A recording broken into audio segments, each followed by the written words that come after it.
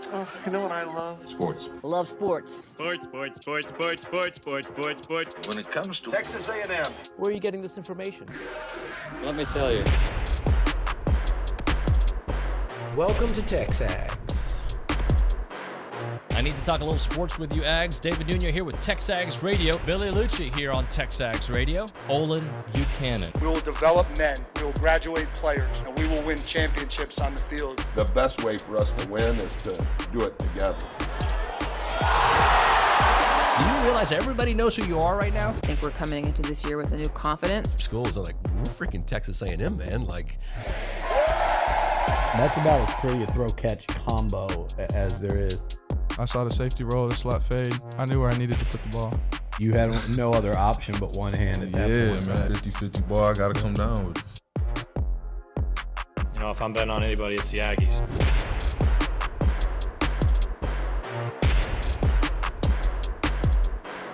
I'm going to admit to you guys, I'm a selfish fan. I hated the portal. Didn't like it. Didn't like anything about it. Thought it was dumb. I just didn't like the ability to leave whenever you want. Like, bye. Currently, I like the portal. I actually really, really like the portal this morning. It's like an amazing thing when you get guys. It sucks when you lose guys, but when you get guys, it feels pretty good. Welcome into TexAgs Radio, presented by David Gardner's Jewelers, Rollo Insurance Studio, Go Hour, presented by the Warehouse at CC Creations. I've missed you guys. It's interesting. We'll start things off with our Heisman Trophy voter, OB, Olin Buchanan. Good morning, buddy. Good morning. So, I needed that vacay, right? I needed a few days off. About a day and a half into it, I was thinking about work, things I wanted to do on the show. It's funny how, you think you need it, you need to recharge your batteries, but then, good things start happening. You're like, man, I need to work on this, and I need to do that. I'm excited about talking about this. And I'm coming here on a day that could be our post-signing day show, right? It seems like it. Didn't it feel that way? Excuse me. So I wrote down a note on the rundown. Saturday alone, you've got Troy offensive lineman Derek Graham, Florida defensive back Jaden Hill, Florida linebacker Scooby Williams, Wisconsin defensive lineman Rodus Johnson, and UAB cornerback BJ Mays. That's Saturday. On Sunday, you got Armaj Reed Adams, I hope I'm pronouncing that name correctly, from Kansas, the offensive lineman, and Stanford running back E.J. Smith. And Nick's got the class up there so far. How many guys is that? Let's do this. Can we count them go up? back to Friday, and I think you had 11. 17 is the total right now, not including a couple of preferred walk-ons. Do we remember, and I don't remember the number, how many guys that we signed at signing day? What, just in December? Yeah. Wasn't it about 15, 12 13? I don't know, yeah. So you got more guys, okay? More dudes, and you got yourself guys some are from small schools, some are from some real nice conferences, and some from the SEC. Will Lee, love him. I don't think I was working. No, I believe it was it Nic Scourton. That was that Friday at noon. That was Friday, right? So we haven't nobody's had a chance to talk about him, right? Because that was Friday afternoon. So Nic Scourton from Purdue, that was on Friday, and that guy, what he had, 10 sacks? 10 sacks, 15 tackles for loss for Purdue this year, and he missed a game. Now, look, there's two sides to this. There's some on social that I read that went after Billy, you guys are just jumping up and down for a bunch of dudes from small schools. Well, the bunch of these small school guys, A&M still recruits the same level of dude, right? So they're dudes. Yeah, I think that small school wide receiver that went to Ole Miss did all right last year. He did all right, yeah. And he wasn't the only one. Oh, by the way, all day, Ja'Day Walker. Small school.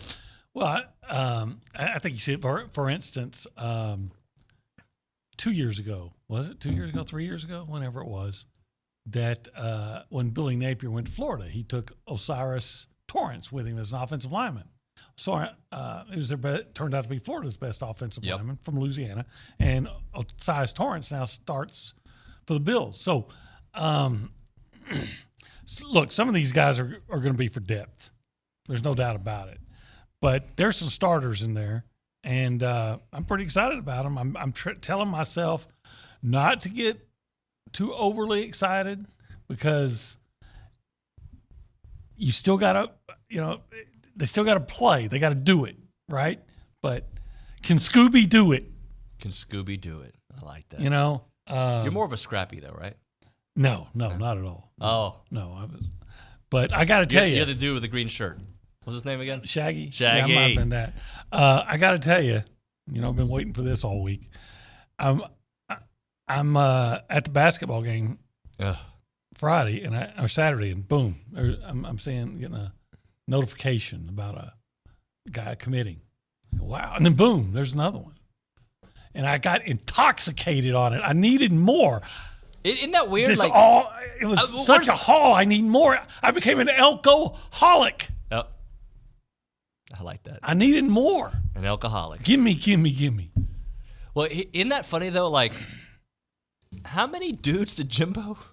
And this is not a shot at Jimbo, but I mean, you can take it however you want. How many transfer guys in total did Jimbo take the last couple of years? Like 6? Yeah, Jimbo felt like, and probably true, that he had a good roster, so he's trying to cherry pick places, to upgrade places. Yep.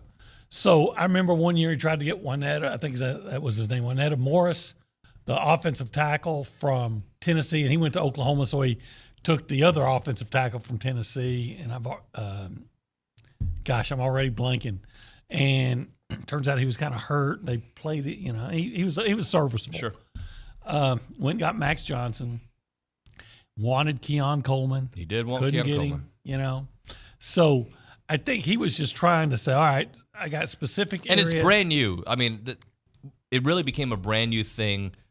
And some old school thinking was you don't want to really tinker too much with what you have. And then you have, I think, Ole Miss, who was just taking guys left and right. They had to. See, I think A&M had a championship caliber roster already. Jimbo was trying to enhance it. Lane Kiffin has to build it. And he's like, look, am I going to out-recruit from the high schools, Alabama and A&M and LSU? Probably not. So I'm going to go more into the transfer portal. I think Mike Elko comes in and says, all right, we're losing a lot of guys through the portal and through the draft. I don't want to rebuild. I want to be good this year. Yep. Let me be really aggressive in bringing in some experienced guys, and he's been extremely successful. Well, look, I agree with you. I don't want to get too excited, but I'm going to go ahead and be excited because why the hell not? Like, we are in January after winning 12 games the last 2 years. I need something to feel good about. Basketball isn't making me feel good right now, right? So, men's basketball, I should say. Yeah. So, I'm going to feel good about the potential. I feel good about what they're doing. I think you're going to see a better coach team next year, and I think, and talk about football next football season, I think you're going to see a team with a better offensive scheme, and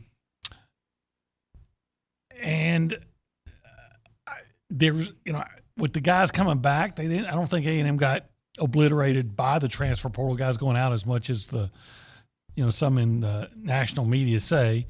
So I look at it and say, with this influx of guys, and if you can close out on Bussy and some of these other guys, I think that A&M roster still looks really good. But I have been conditioned now to be only cautiously optimistic. I still think they need some dudes. They still got a couple dudes to get. A wide receiver would be nice. One more, right? But I look at these names. Some of them I don't know. Like some I just know the program, right? Some of these names I do know. I'm pumped about filling holes. I'm pumped about not having dudes that don't play a certain position having to play because they had to. And I'm pumped about a new direction. New direction, new players, but still with your quarterback. Both of your quarterbacks, right? 3 of your quarterbacks. I mean, that feels good. It does. And I still think Connor Wigman will prove to be one of the better quarterbacks in the country with a better scheme, maybe some more blocking, and just being healthy. Just give me the blocking, and I think Connor's going to be just fine. There's reasons to feel good. And I'll say this, August 31st can't get here fast enough, but I'm only going to allow myself to be cautiously optimistic because names on a sheet of paper don't win games. Again, let me reiterate. I really am confident. Is there anything they could have done, though, to be like, all right, we're 11-win team next year? No.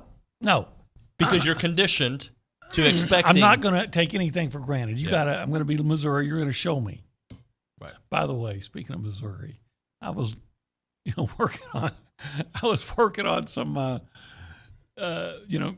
thinking about some stories I may be doing. I was going back and I saw these two quotes. I wish I had them in front of me. And one of them is, I'm paraphrasing. One of them is, well, as a coach, I had to look back and see what the problem was and kind of reevaluate everything in our offense. And I was the problem. So I had to go out and get a offensive coach and change things. And he's going to call plays. Then I have another one that says, maybe we hope he'll call play, maybe, but everybody's going to be involved. And the first guy was Eli Drinkwitz from Missouri, who's, team had a spectacular season for them. And the other guy, of course, was Jimbo Fisher. I think my problem, David Nuño's problem, is that I take people's words sometimes maybe too much, right? I don't think that's a problem. I believed Jimbo was going to allow, because eventually he clarified. Remember, it wasn't. I think it was on Feinbaum that evening. Yeah. And I was like, see, he said it, and I believed it. Right. And by the way, I do believe it to a point. It just wasn't. And by the way, that's yesterday. We're moving on to today. Right. But yes, we're discussing why I want to pump the brakes a little bit. Look, it's okay to pump the brakes. It's also, I made this comment the other day. Jimbo's contract was going to end in 2031. My kids would have been married with kids, right? I don't know about with kids, hope not. But the boys potentially could be married by that time. They're about to be 16. So you think about that, and you're like, God, this is the direction it could have gone. So I'm optimistic because there's a new direction. I think your favorite band. I think all the dominoes that are falling feel like everything is positive. Again, I love the moves he made in coaching and building his coaching staff. I love what I'm seeing. I think, considering all the circumstances, he did a heck of a job putting together the recruiting class, especially if he retains Bussey. I don't see anything. His first move was to repair relationships with the high school coaches association.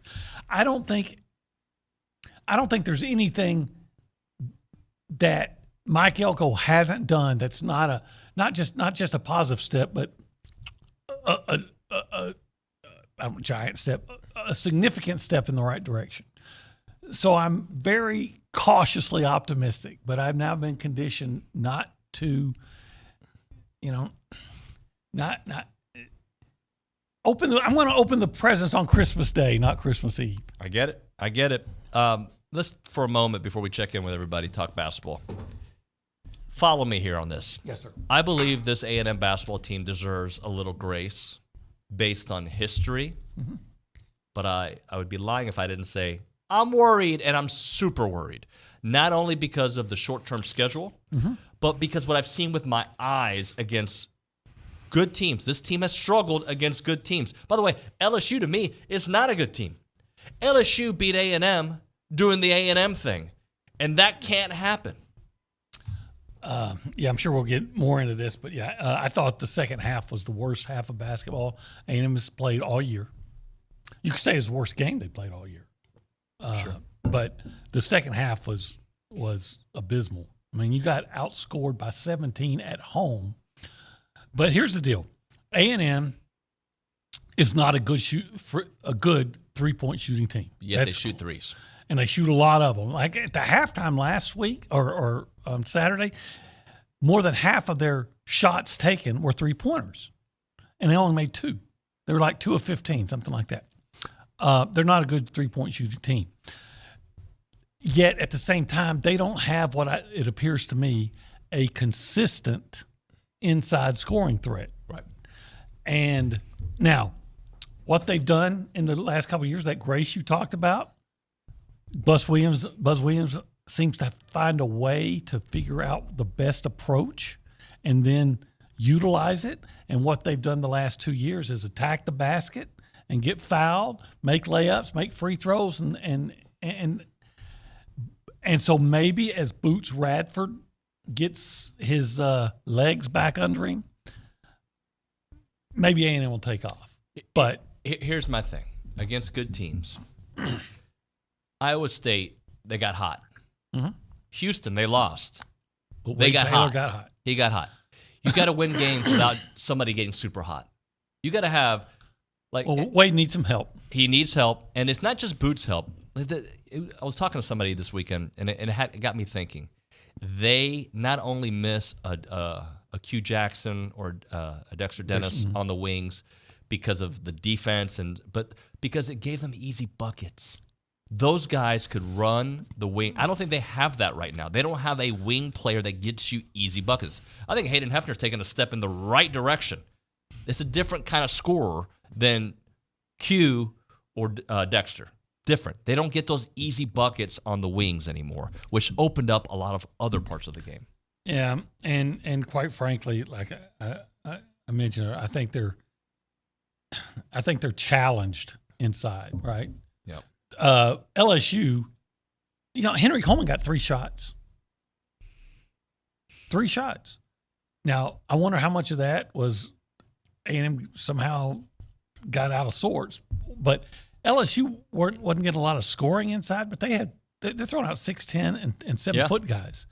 And you know what? You're going to run into that on a game by game basis now. Some people think it's a good thing that A&M leads the country in offensive rebounds, even though it was not their best performance on Saturday. The problem with being the best team in offensive rebounding is, right? That means you're okay. You tell me. Well, it's easy. You're a bad shooting team, right? Like you struggle shooting the ball. Well, typically, I think one of the things is that they say, hey, we want to get a ton of offensive rebounds to get more shots than the other team, and so, but. And Buzz said this in the post game. Now you're in conference play. Everybody knows there's no secrets. Everybody knows what you do well and what you don't do well. And everybody's going to come in saying, hey, we got to make sure we keep A&M off the offensive rebound. And one of the ways you do that is you start by blocking out on the wings because A&M they do that because they get so many guard rebounds. Yep. It's going to be a challenge for them. It is. And again, I'm going to go back to how I opened that part of basketball. I'm going to give them some grace because I've seen it with my eyes the last few years. He's figured it out. He does. He'll go to the lab. He'll all right, the one thing that I have had a problem with, it goes back to the Penn State game. When your threes aren't shooting, and you're not a three-point shooter, it's different if Steph Curry's three isn't falling. Right. It's going to fall. He's a three-point shooter. This team doesn't have a three-point shooter, like one that you're like. Well, they got Wade, but Wade is very streaky. And typically, unless he's in the corner, Wade needs the ball in his hands to shoot that three, unless it comes off that pass in the corner, which he's excellent at. Yeah, and then you're going to see more of teams like Memphis and just say, do everything they can to get the ball out of Wade's hands and then do everything to make sure he doesn't get it back. Right.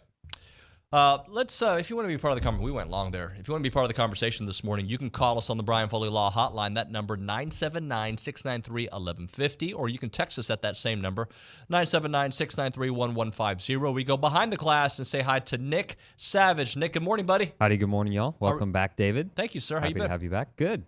Just getting through this transfer portal craziness, but I know we're going to talk about that plenty with Billy, so I want to bring up Devon Achane had a great season. I mean, getting to watch him last night, I didn't get much of a chance this year to watch a lot of Dolphins football, forgive me, but since he was prime time and he got a score, just look at those season stats. If he wouldn't have gotten hurt, man, I mean, he would have had a great year. 7.8 yards per carry on the season. That's ridiculous. 11 total touchdowns. So it's just great to see him kind of blossom into, the player we knew he was, I think, but I don't think anyone else knew, throughout the country. So he's putting them on notice. You know what I saw the Dolphins try to do? They weren't able to, but at least they tried it last night. What's that? Halfback pass with Achane. Oh, well, that's a smart play. One that, the poor guy last year, I still think he could have been a 2,000-yard rusher here. Absolutely. Had they? We actually had that discussion at the beginning of the year. Mm-hmm. And when it's hard to do it, but if anybody can do it, well, you got to give him the ball. And you got to block from him. By the way, you can't give him the ball. You have to understand when the other team, everybody's counter, keying on him. Yep. So you got to do some things to relieve that pressure he was on. All right, let's do this. Let's hit a break. When we come back, there are some text messages we got to pay off. We'll get to some of those. Also, we will talk a little national championship. OB, I'm riding with Michael Penix. I'll tell you why when we come back. All right. All right. And this is 1 and 2 going against each other, so we'll talk about that. Buddy, I'm going to be very honest with you. I didn't have any barbecue last week. It kind of sucks. I did a lot of honey to-do lists. I made my own to-do list, the things to do at home, and I was very busy. And I kept on thinking I could use some protein right now. Yeah. I got protein, but I didn't get the kind of protein I wanted. Huh. I didn't have barbecue. You didn't have Fargo's? You didn't go to Fargo's? I didn't. I can't even remember what was going on. A lot of times I was out of town. Yeah. But you know what? Like if I was celebrating the national championship, especially if the Aggies were in it, but let's say I'm Richard Zane, for instance, he's a big Michigan guy. He likes Michigan, and yes. if Michigan won tonight, I think the perfect celebration then would be rib tips on Tuesday. Oh my gosh! But talk honestly, about a daily double. But what if you're depressed because your basketball team lost? I'd go to on Tuesday. I would go to Fargo's and get some rib tips because then I would at least feel better. What if you're like in the middle? Like you're not too happy, you're not too sad. Yeah, because then I'd go to Fargo's because like the Three Bears, it's just right. And what if you were on death row and they said you can get one last meal? I'd probably ask for some Fargo's rib tips. Yeah. I would hope that if I'm on death row, that the execution is coming on Tuesday or Saturday, because that's how much I like the rib tips. 1701 South Texas Avenue in Bryan, without a doubt, the what? The best barbecue in the mind of God.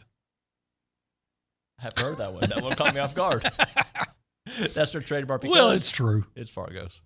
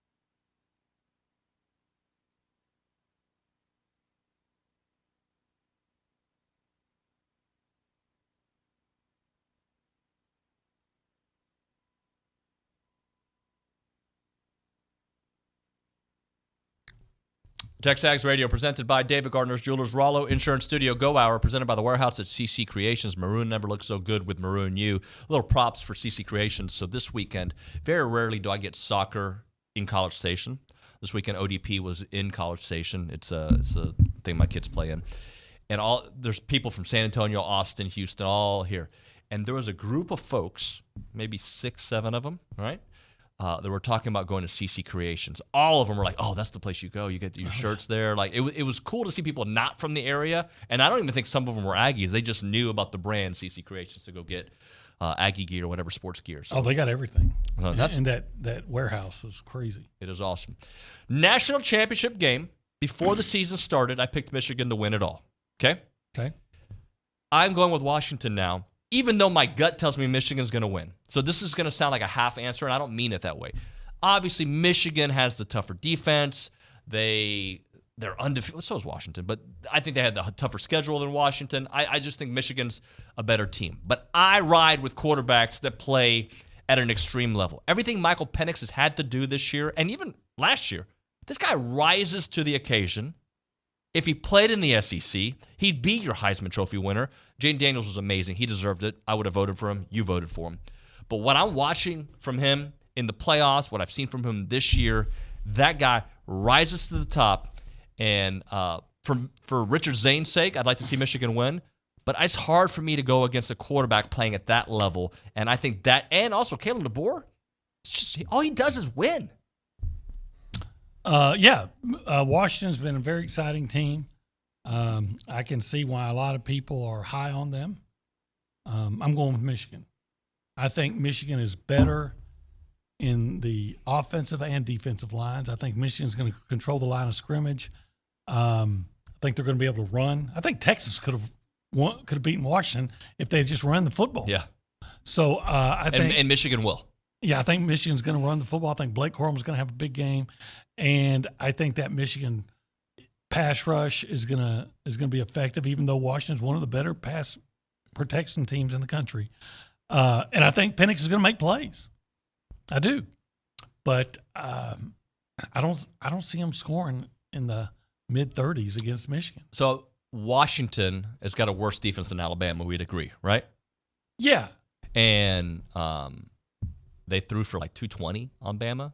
So my thing about Washington, for Washington to win, I think they have to set a tempo early. They've got to score early. They've got to make Michigan feel like they've got to play a faster pace of game. If Washington is able to do that, I think they dictate the tempo. If Michigan goes and just runs the ball methodically, first drive, second drive, and they get up 10-0, it's probably a wrap. But I think Washington, if they can strike early and make it a fast-paced game with Michael Penix, I think they can take it. No, well, they certainly can. There's no doubt that they can. But I just think that I think Washington is definitely the more explosive team, but I just think Michigan is so good on defense and then so good running the football against a team that's not that great stopping the run. Yep. I think 3 teams have rushed for over 200 yards on Washington this year. Oregon, USC, and somebody else. And then Texas could have. Texas didn't because they chose not to.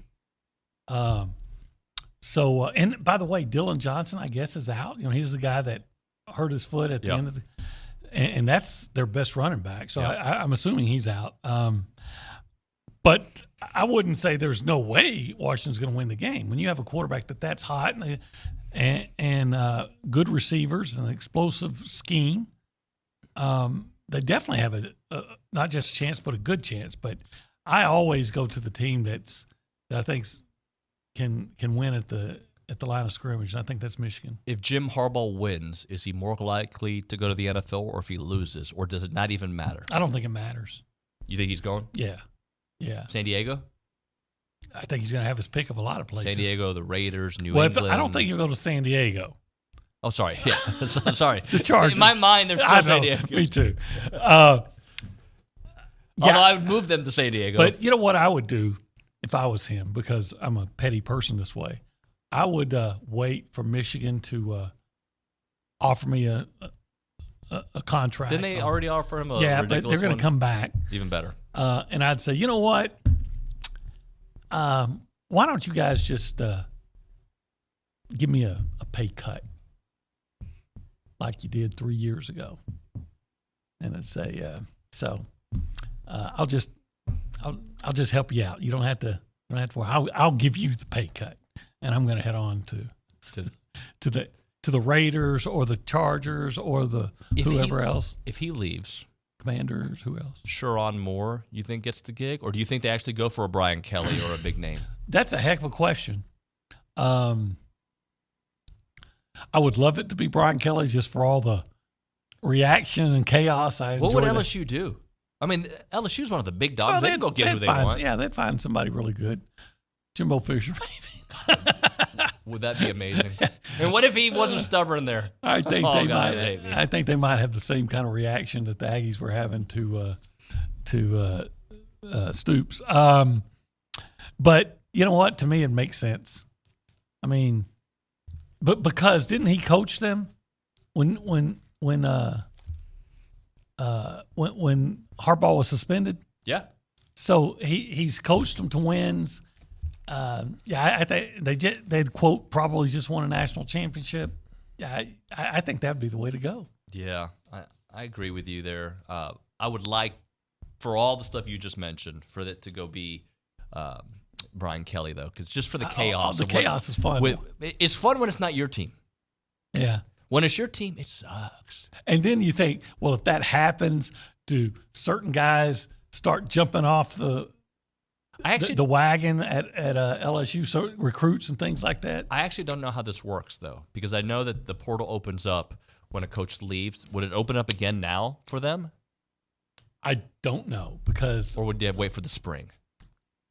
I think you wait for the spring, but I don't know. But I do know that there's still another National Signing Day coming up. And so that might... there may be some... situations with that, so I just think that'd be awesome. But it's definitely going to be great theater coming up in this week. Yeah, let's hit a break here. We'll come back with Tom Dienhart, who talks a little Purdue football from On3. We'll talk to him and get his thoughts on some of the big stuff happening here at Texas A&M. Right now we're talking Brian Foley Law, criminal defense and DWI lawyer Brian Foley of Brian Foley Law. He's an Aggie and a longtime listener and a subscriber of TexAgs. You'll see him on the boards from time to time, more of a lurker. If you make a mistake while in town, or actually anywhere in the area, to be honest with you, if your kids make a mistake, you need to call Brian Foley, because there's a lot of scenarios out there. 19-year-old kid goes to a game out there, and he's got some vape pens in his backpack when the car's pulled over for speeding. The officer arrests all the occupants of the car because nobody admitted the vape pens in their backpack belong to anyone. You may be thinking, it's not illegal to have a vape pen. Well, sometimes those vape pens, unfortunately, have some things in there that get you arrested. So what you need to do is call Brian Foley Law the next day. He's a former chief prosecutor that knows the system in and out. If your loved one has been arrested or charged with a crime, you're probably filled with anxiety and you got a lot of questions. Start by getting your life back by calling Brian Foley Law. They cover Houston, the Woodlands, Conroe, and as well as Bryan, College Station. 936-596-0407. 936-596-0407. That is BrianFoleyLaw.com. Again, BrianFoleyLaw.com.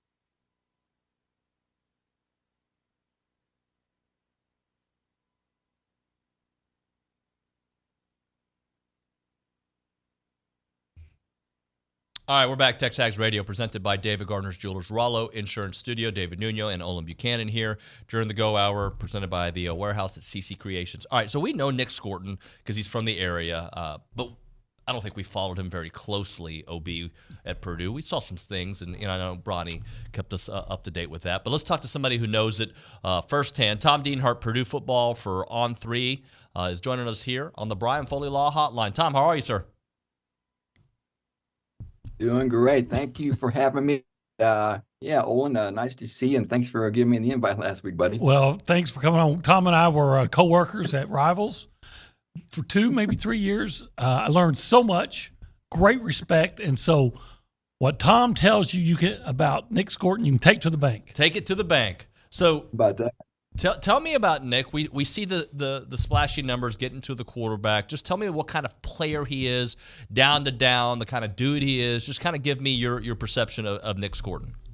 Yeah, first, he came in as a true freshman in 2022, and I know the defensive line coach who recruited him, Mark Hagan, actually was an Aggie assistant under Kevin Sumlin, worked at Texas as well with Tom Herman. But Mark Hagan recruited Nic, and from the jump, he had a lot of great things to say about Nic. A guy who really kind of flew to an all-star game, really blew up, and he got an extra star.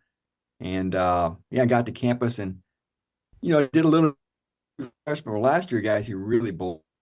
And there was a coaching change.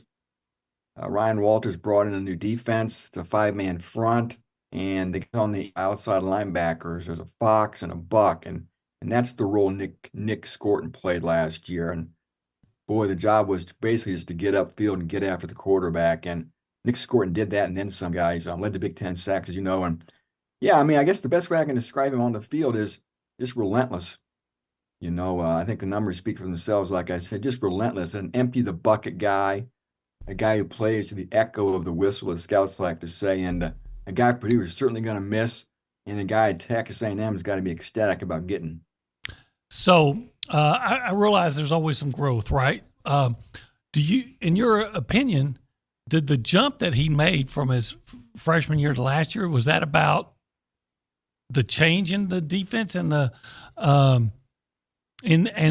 role he is in, or was there other factors that you would say this is why he developed? I think it was maybe a combination of those things, Olin.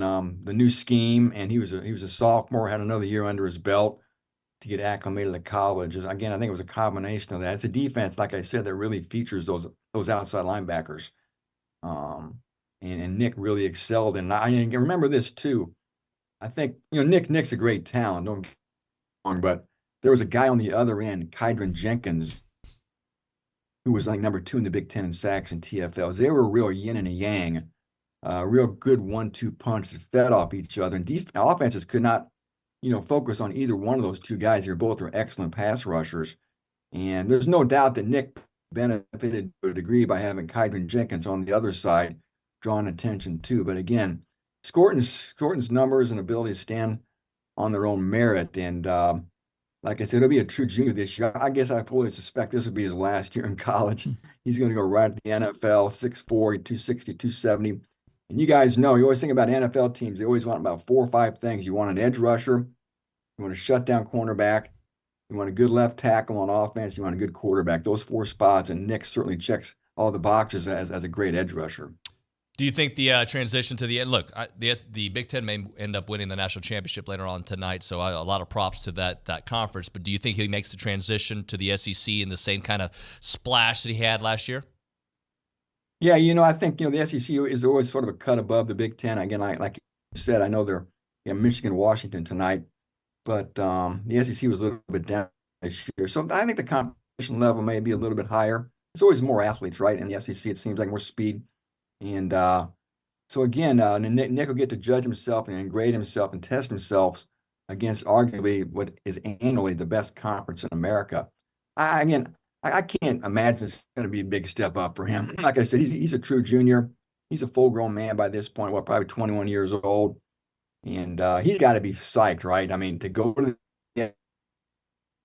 the back home, play for the Aggies. I mean, that just got to fuel his fire more to want to show everybody that he's back. he's back home. He has a chance to do it against the best competition in America. Yeah, Tom, I'm confident that they're going to find another pass rusher on the other side, like you were saying that he had to help, compliment him at Purdue. My question is, and I know you can only speculate here, if they don't run a similar defensive scheme, can he be a guy that can be effective if he's playing a defensive end position where he has to put a hand on the ground? I think could. I guess I'm not sure what the defensive scheme is there in College Station. We don't know yet. I'd have to think so. He didn't do a lot in coverage, but if he probably is really more of a true defensive end than an outside linebacker. These outside linebackers are almost de facto defensive ends. Purdue defense. They did drop into coverage. They did play in a two-man stance at times. Other times in pass rushing situations, third down, third and long, they would maybe slide a guy like Scourton inside to bring additional pass rushers onto the field. But again, I have to think, you always want to accentuate the skill set the guys have and play to those. And I got to think the Aggies are going to find a way to put Scourton in position to use his pass rush skills in particular to the best of their ability to get after that quarterback.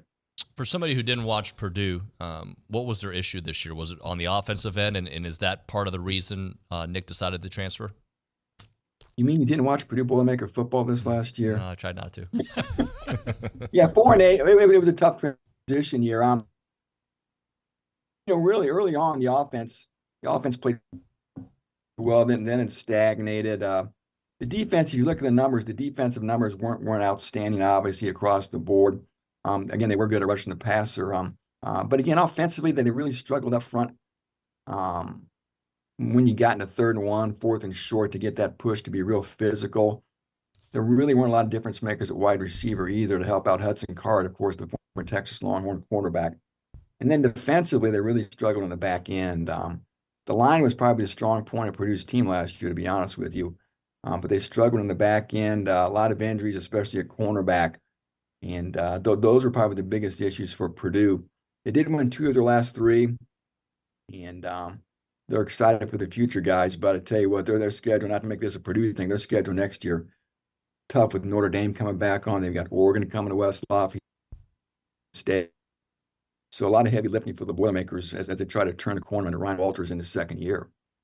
Okay, quick pick. Being a Big Ten guy, Michigan tonight? I'm actually rooting for Washington. I can't stand Michigan. I'll be frank with you. Yeah, there's always that preeminence of arrogance there, and I'm not a Harbaugh fan. And I always kind of like Washington. I love Kalen DeBoer. I love Michael Penix, that whole crew out there. It'd be kind of fun to see the Pac-12 get a national title to finally sort of punctuate their 100 years of existence. So, yeah, I'm with UW tonight. How about you guys? I'm going Washington myself. Yeah, I'm taking Michigan. I wonder if you loved Penix 2 years ago. When he was playing for the Hoosiers. Yeah, that's right. I'm sure a Boilermaker, you can't love a guy that's playing for the Hoosiers. No, you can't. Hey, Tom, thanks so much for joining us, and appreciate your time. We'll talk to you at some point, all right? Thank you for having me. Take care, fellas. Be good. See ya. Tom Dienhart there. Covers Purdue for On3. Let's hit a break here. We'll come back. We'll get to some of those text messages. And one thing we didn't really get to talk about, NFL outside of A-Chain, or Achan, or Achin, is it? He's A-Chain to me. He's A-Chain, yeah. We didn't get to talk a little C.J. Stroud. We didn't get to talk a little Cowboys, so we got that to talk about as well, plus to get to those text messages. Right now, Milk and Reserve time. Farm to Table community. They are in College Station. They've got farms. They got wide open spaces. They got homes. They got trails, and their mission is to build a healthy community around nature, and they've done such a beautiful job. If you've been out there, you feel like you're in a small town, and College Station has grown to be like a big town, right? But when you go there, you feel it. You feel like you're in nature. 2,600 acres of open space, farms, 30 miles of trails. They connect families to nature and into each other with an extensive network of trails throughout a wooded landscape. You've got walking paths, you've got equestrian paths, you've got creeks, you've got ponds, you've got gathering areas, a place for generation after generation to be together and enjoy time together. You can go hiking there, biking, canoeing, kayaking, equestrian trails are out there. You've got the evening yoga, you got the summer camps, the music festivals, the farmers, the farmer markets, the farm tours, you name it, you get it there at Milliken Reserve. The website is millikenreserve.com. Again, that website, millikenreserve.com.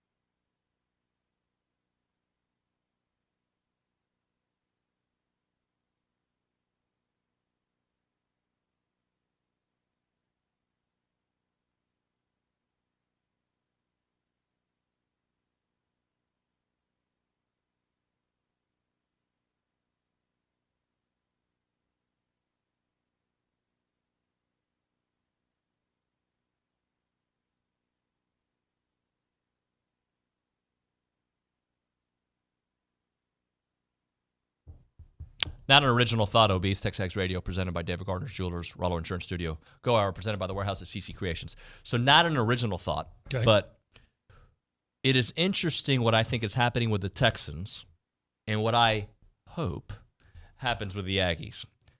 Having the right quarterback and the right coach takes you a long, long way. What the Texans are doing this year, like they were, when I started this gig, I told you I know that organization inside and out.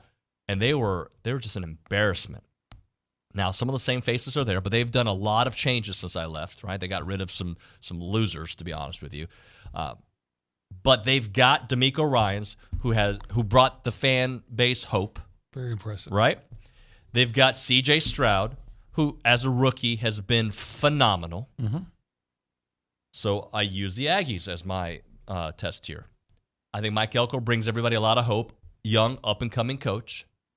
And a healthy Connor Wigman, to me, like those two things right there alone, if you want to be optimistic about next year, that's what you do. You look at those two areas. It's a model. Yep. Yeah, I agree. I got to tell you, I'm no fan of Houston sports, and yet I was rooting for the Texans yesterday because it's been such a remarkable turnaround, such a great story. Yep. And it just does go to show, what a good quarterback can do for you. And no matter how good you are as a quarterback, though, you've got to have a scheme around you and all those things. And he's C.J. Stroud has just flourished. Plus, he seems like such a great guy. Good young man, yeah. Yeah. So now I will tell you, at this point of Deshaun Watson's career with the Texans, I thought, what a nice young man too, right? The difference was I started seeing some phoniness, and I wasn't sure. Like, you don't know these people, right? And C.J. Stroud seems to be a very genuine fellow. We'll see. Time will tell. Now, here's the problem about the model, though. There's no doubt the Texans are much improved, hugely. But they play in the AFC South. They say in the AFC South, A&M is not. What would be the college football equivalent of the AFC South? I don't even think they're the Big Ten West. I was going to say the old Pac-12, but yeah, I don't know, right? Right. So it's going to be a tougher go, but how do I say this correctly?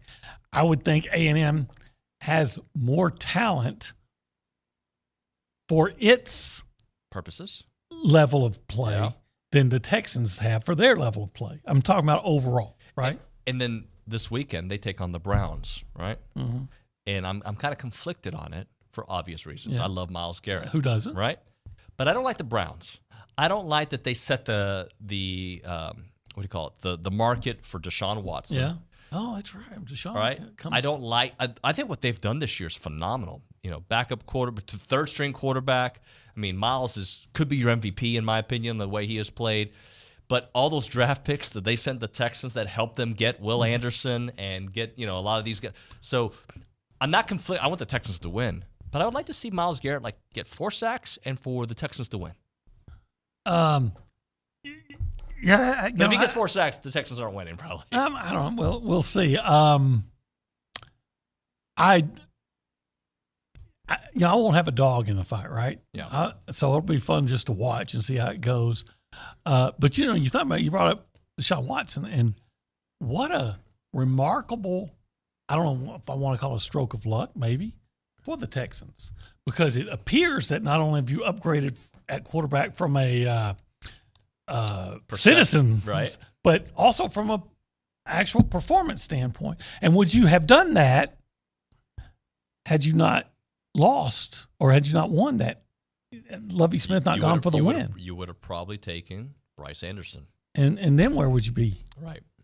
And to be honest, I know they took C.J. Stroud before Will Anderson, but they did that because they wanted Will Anderson.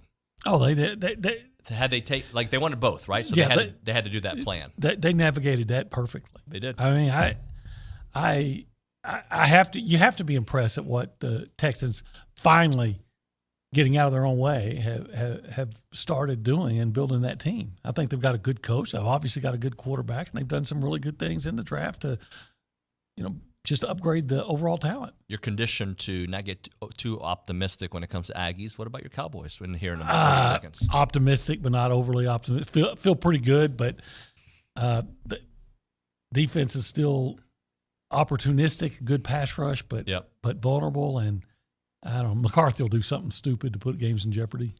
OB, thank you, sir. You bet. Appreciate you. Good to have. Good to be back and be with you here. All right, when we come back here on TexAgs Radio, we'll talk a little national championship talk. Tom Hart joining us here from ESPN and the SEC Network. We'll talk to him, and then we'll have Billy for about an hour and a half today. A lot to get into. You're listening to TexAgs Radio, presented by David Gardner's Jewelers here in the Rollo Insurance Studio.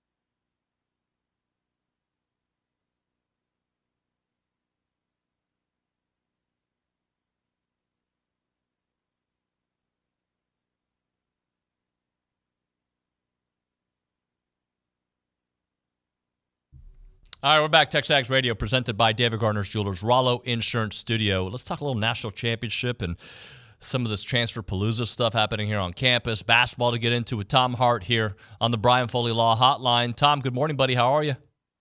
David, what's up, bud? How are you? It's been a minute. I feel like we haven't spoken in a couple weeks. We had a holiday last weekend. That's right. Believe. Yeah, and I took some time off too. So I'm happy to be talking some football with you, man. Let's get into this national championship game. Just I said that even though my gut tells me Michigan's should win, I ride with a hot hand and Michael Penix, and quarterback play to me, like that is going to be the difference. That's why I'm going with Washington. What do you think? I've picked Washington to win it. In my heart, I want Washington to win it. I want Michael Penix to have a major performance tonight. In my head, it's telling me that everything that Michigan does matches up really well with Washington. Now, I could draw out a ton of scenarios for you that would play to Washington's advantage, but they need to build an early lead, number one. I don't think Michigan's much of a comeback team, and Washington obviously has the offensive potential to do that. I just feel like it's one of those games, and I don't even know what the line is, but I feel like it's one of those games where Washington's going to need a break. You know, they're going to need a takeaway. They're going to need an extra possession somewhere along the line to really be able to get it done. But I don't think Michigan's built to come back. And I think if we're sitting at halftime or even middle second quarter and Washington's got a 2-score lead, then which is possible, then that's great. I was just looking up some numbers. You know, Michigan's defense was so aggressive against Alabama. They blitzed Jalen Milroe on 20 of his 35 dropbacks, and then they ended up getting 7 sacks. Alabama's offensive line had a terrible game, both throughout the game and on the final play of the game. And they allowed Michigan to be aggressive and be so disruptive. Washington's got a much better offensive line. They won the Joe Moore Award this year as the best offensive line in the country. Penix, for as much as he throws the ball, has only taken, I think, 11 sacks on the season, and he's been pressured on dropbacks like 140 times. So he can avoid that even though he's not a great runner. But he's got to get the ball out quickly. He's got to be able to find guys. And the passing game, which is number one in the nation, has to live up to those stats. So I think we're, knock on wood, I think we're due for a good game and a fun matchup tonight. And it is going to be blasphemy if anybody from Birmingham hears me say this, but it is kind of fun to see different teams in the mix outside of the SEC. Long-winded commentary here. So I think it'd be cool for the Pac-12 to win the national championship tonight based on what is happening to the Pac-12. But who takes credit for it in 5 or 6 years? Like, because Washington's going to the Big Ten, so does Big Ten just like, hey, we got a champion? To me, it's less about who takes credit for it, David, and who takes the money for it. Because the way I understand it is that money's going back into the pot that's controlled by Washington State and Oregon State, which is fascinating. I don't know what they've agreed upon. I haven't read all the articles on, do you get money from the CFP appearance? You get money from the men's basketball appearances this year. But that's a lot of money going into a bucket that Washington State and Oregon State, I know, would love to keep control over. I think the other part of what you're getting at, though, is that whether Washington wins this thing or not, the Big Ten has already sent notice. Like, they are going to be a major competitor of the SEC, and whether that impacts if Greg Sankey decides on more expansion or not, I'm not sure. But by adding Washington, by adding Oregon, by the way, very close to being in the college football playoff themselves, and UCLA is, to me, a throw-in. Golly. I mean, they're just adding a lot more firepower already. And I guess Michigan's level of success will be determined by whether or not Jim Harbaugh decides to come back and face the music, or to take the money and run off to the NFL, whether that's the Bears or the Patriots or, wherever he could end up. The NFL is known to be a copycat league, and college football's got a little bit of that as well. I think the Kalen DeBoer story is just – we're going to see more of it. I think it's great to see these coaches that are coming from lower level or lower looked at conferences and teams and doing – this guy, all he does, wherever he goes, he wins. And I think that could be a model we see kind of at other places moving forward. Yeah, I think it's hard. It's been hard for athletic directors to win the press conference, right? And even before the press conference, to convince their boosters this is the guy that we need to invest in. People who are investing that kind of money, whether it's the university themselves or coming from private funds, they want to see someone that has shown results. And it's really been hard over the years to try to translate. Well, he had this success at NAIA Sioux Falls. I first came across Kalen when he was coordinator at Indiana, and they had Penix back then, by the way, although he had been banged up and injured just about every year.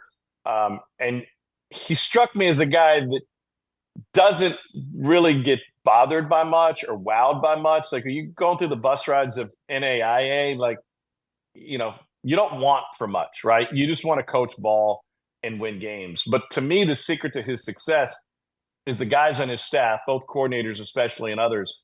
Their guys have been with him forever.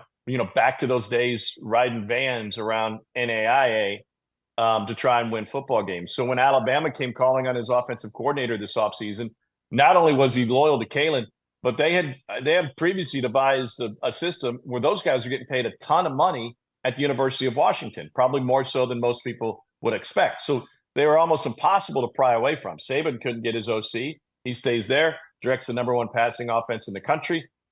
And who knows? Their former AD is now at USC. I think they're pretty happy at Washington, but that staff as a whole will be in demand if there's other high-profile openings. How does the tonight change what Jim Harbaugh does, or does it? If they win a national championship, is he more inclined to stay or is he more inclined to leave, and vice versa? I don't know. Is he going to be more likely to wear khakis tomorrow? If they win or lose tonight? He's an enigma, man. He's an odd cat. He really is. I think what's lost on it, and what's unfortunate about, I'm just throwing a dart here. I don't know if this will land the way I'm trying to say it, but he strikes me as, and I think the casual fan goes, man, that guy loves ball. Like, all he wants to do is coach ball and coach players and recruit players and build them into young men and send them out on their way. Yet he's under investigation for cheating in two different ways. Currently under investigation as he plays for a national championship. And everybody, rightfully so, threw Arizona State under the bus when they were recruiting during the pandemic and hosting kids on campus. And it cost Herm Edwards his job. A lot of people looked at what Herm Edwards did and went, see, that guy had no business running a college program. And Michigan, turns out, was doing the same thing. That's why he was suspended by the school at the beginning of the season. That was before any of the sign-stealing stuff and the advanced scouting stuff with Connor Stallions. And so it's this juxtaposition of a guy who wants to do everything right and by the book and then does everything wrong and looks to gain every single advantage he can, even if that's against the rules. And while I appreciate the football side of that, it's hard for me to say, man, I want to see this guy do well, And so I think to answer your question, what he has to figure out is, am I truly a Michigan man and will stay here through thick and thin? Because there's going to be some thin coming up with likely suspensions from the NCAA based on all of this stuff. Or can I just skedaddle and get out of here? I think the guy loves being in Ann Arbor. I think he loves coaching college kids. But I think most of all, he likes to be in power. And if for some reason, contractually or otherwise, he loses some of that juice, he probably looks to go down the road to Chicago, wherever the opening's going to be. What about the ripple effects? Let's just say he does take off of the NFL. What happens to Michigan, and who do they go after, and what does that do for that program? Because it's kind of late in the game. Well, it's very late in the game. So who's the best head coach out there that you could pay to come in and try to win another Big Ten title, make it back to a national championship game? He's the guy you're playing against tonight. It's Kalen DeBoer, right? That's the one you would go after, with Washington going through transition and the previous athletic director already down in Los Angeles. So that would, but you also have you have a qualified and proven assistant who stepped in for him while he was gone in his offensive coordinator. So I think that would be the first look for Michigan. But that is that's like a turnover at a Fortune 100 company, man. That if he indeed leaves and walks out right after a national championship run, that is a huge hole that they need to fill ASAP. Tom, I had an opening monologue. I call it a monologue. that I was like, I used to hate the transfer portal because all I saw was people leave. This weekend, I'm looking at A&M, dude. I don't know if you can see. This is just, well, half of that is what committed this weekend, right? Like, they had an incredible weekend of guys committing. And look, some of the dudes, I don't know their names, but I got to assume that they're recruiting at the same level that they do for high school kids at college. Just because they come from a smaller school does not necessarily mean these guys are not ballers. We've seen it at Ole Miss. We've seen it at other places. Just finally, I kind of like the portal. I'll just give it to you from that point that it is a weird thing. I don't like what it means, but when it helps me, I'm like, okay, I'm all right with it. Yeah, that's the most fan thing I've ever heard you say, ever. And I'll give you a quick example. I was back in Columbia, Missouri, when they were playing in the Cotton Bowl, and went out to watch the game with some buddies. And these guys are fans, but they're just fans, right? I mean, they don't have stake in it. They don't, besides maybe season tickets or whatever, but they don't know the industry, really. They just know what happens underneath it. And I think they're very average in that respect. And I said, at what point does NIL turn you off? Meaning, if Luther Burden, for example, how much would he have to make for you to be turned off by his income? And this guy looked at me and goes, are you kidding? Dude got us to the Cotton Bowl. We beat Ohio State. I don't care. Give him everything. Give him $5 million. Fans, and it's easy to see how we've gotten to this point, they just want to see the results. They just want to see the W's. And you can piece it together by saying, okay, we've got a better recruiting class. Hey, Elko's getting it done in the portal era. My concern, bigger picture, is, I see basketball especially. You see this. I had a kid a couple of weeks ago who was at his 5th different school in 5 years, and I just wonder what value they're getting out of the sport besides the immediate, sometimes literal pay. Like, what relationships are you building? What foundation are you building? What are you learning? What are you being taught outside of X's and O's by somebody who wants what's best for you? Or is it always best to move? I mean, people these days change jobs more often than our parents did. I get that. So I think there's a fine line. And now, as far as guys coming from smaller schools, there's a lot of coaches out there. I've got A&M and Auburn tomorrow night, and I was just talking with Bruce Pearl about this. He's like, listen, I want the guy from the lower level school who was maybe missed on and now deserves to be at this level versus the guy who's moving sideways or coming down to my program, who's going to come down with baggage or come down with a bad attitude or come down and have demands. Like, I want the kid who's earned it, who's on his way up, as opposed to on the way down. So that's what I immediately think of with the smaller schools. I love what you just said there, too, because there are a couple names at other programs, too, not just at A&M, that their recruitment told me what kind of, like, the chances of them going in the portal are pretty high, right? And I hate having that opinion early, but, like, the way you handle your recruitment makes me wonder how long you're really here if you're more of a mercenary. Conversely, guys like Anaya Smith, the 3-star who kind of became a star, a dude, right?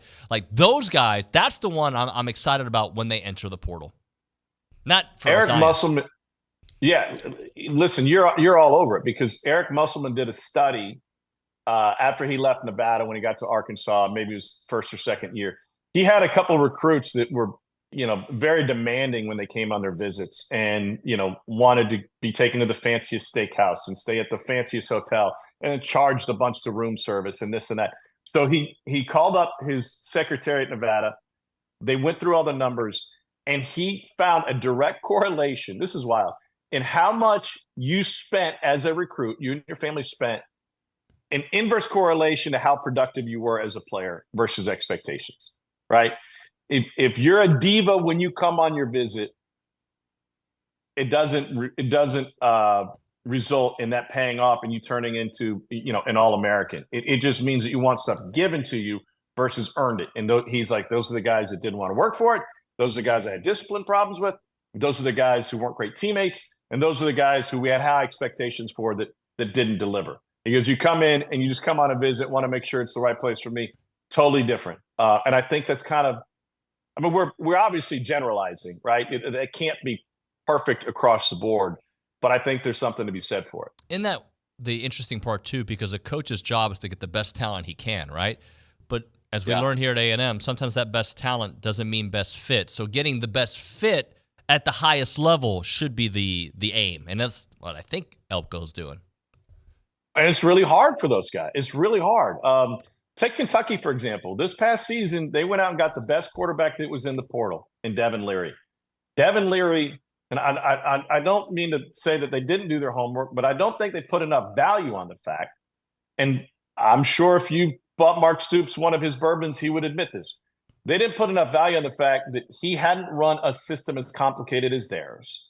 And while he had put up big numbers, he had done it in a very simplified system where he wasn't asked to do much. Then he got into Kentucky, and they're asking all this stuff of him, and it's like a foreign language to him. Spencer Rattler was like that when he first got to South Carolina. They had to totally revamp what they were doing 2 seasons ago at the end of the year. And so I think staffs have learned, hey, listen, maybe we don't need to go after the prettiest chick in the red dress with the tallest heels. Let's find the perfect wife, right? Let's not just find somebody who looks good on paper, right? Let's find the quarterback, especially. Let's find the right fit for our system. Forget about the rankings. I mean, rankings can be a guide as to where we start looking. But once we bring him in and talk to him, we got to have somebody who can run what we want to do. And enough programs have whiffed on that, I think, early on in the portal era. Tom, you mentioned having the Auburn A&M game.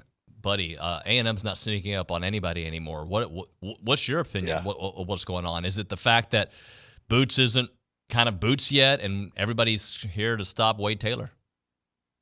Yeah, I think Wade Taylor's offensive efficiency has got to improve.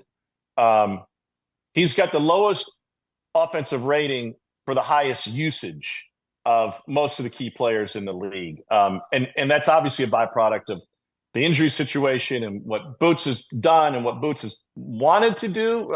Boots has got to get back to being Boots. You know, like, he's not Wade Taylor. Be the guy who grinds it out on defense, who gets to the rim, who gets to the free throw line, cuts down the other guy, sets up your teammates, makes big plays when you have the opportunity. But I think a deep dive that should be done is really interesting, and I'll ask Buzz about this tomorrow, is I don't know of another program in the country that's been as impacted by the change in the block charge rule as A&M. They're taking 10 charges this year.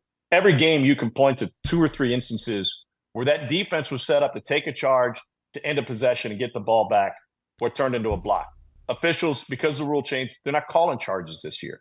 And I think that's had a direct impact. You can look at Chris Beard's historical stats too. He's another guy who relied heavily on that from a defensive standpoint. That changes what A&M is fundamentally. And I don't know yet that whether it's the players or the game plan, I don't know that that's been adjusted to a point to make up for it. You got to protect the home court. That was not a good loss to LSU this weekend. Hey, Tom, let me do one last football thing for you before we go on the portal. Quinshon Judkins going into the portal. It kind of caught me off guard, and I did some reading. I'm like, oh, this apparently he's been flirting with this before. That is kind of goes back to our conversation earlier, though, right? Like, you know, these big-name guys, depending on whatever, like, they're going to look at the portal as an opportunity to make more money and potentially still come back. Quinshon's a really interesting perspective. We had Ole Miss a number of times this year, had him a number of times last year when he blew up. The way I understand it, and I don't think anybody at Ole Miss will go on the record and say this, but he was getting an NIL deal at a level that was equal to his performance, right? And it was a robust package from what I understand. Well, you put together back-to-back 1,000-yard seasons. You lead the league as a freshman, and then you have another good year this year, and with a team that won a school record 11 games, and you go back to the bank teller and say, I want more. At some point, these are now programs being run like NFL teams, right? You have to have a doctor of the salary cap to say, that's too much to spend on the running back position. You know, we can get subsequent value and move those funds around. And I think that's what happened. I mean, that it appears to be what happened, that what he was asking for was out of whack with the salary cap that they had put together. You know, maybe Ohio State puts it out there, but based on the way his teammates reacted, now he was incredibly productive, and I think they're going to miss him terribly.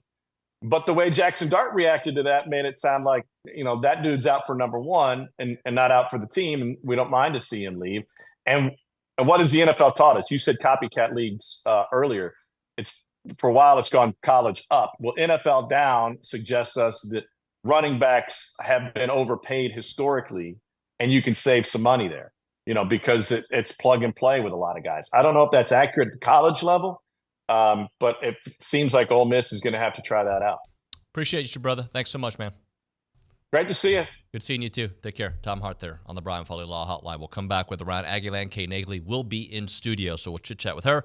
But right now, we're doing Ascend Concrete Lifting and Support, 979-933-8527. Don't replace it. All you got to do is lift it, guys. So if you've got like a driveway that's got some parts that are lifted, and it's not only an eyesore, but people trip on it. Maybe you got some older folks at home, and you don't want to have that accident. You can lift it. You don't have to replace the entire driveway, which is super, super expensive. You can probably do it at half the price right there. Ascend Lift Concrete raises jobs. It takes a few hours to do, start to finish, and your concrete will be ready to use immediately upon completion. Brian Dickerson is an Aggie. He's Aggie owned and operated. He's been doing this for a long, long time. That company itself, 60 years of professional construction experience out there. They want to educate you on the lifting process, the materials that they'll use to completely understand the feel and comfort about using Ascend Lift out there.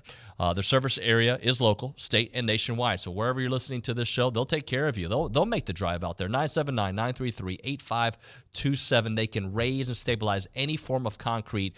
Once the project is finished, the appearance is close to seamless to the eyes. They do residential, they do commercial, and industrial out there. Fraction of the cost of replacement. Remember, convenient, and you get free estimates. Aggie owned and operated. Ascend Lift, 979-933-8527. 979-933-8527. Don't replace it, lift it.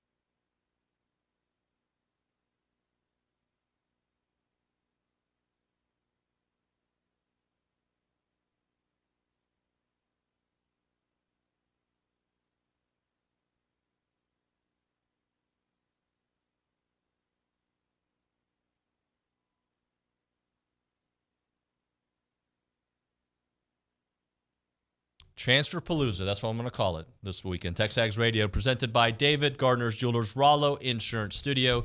It is now time for Around Aggieland, presented by Norman G. State Bank.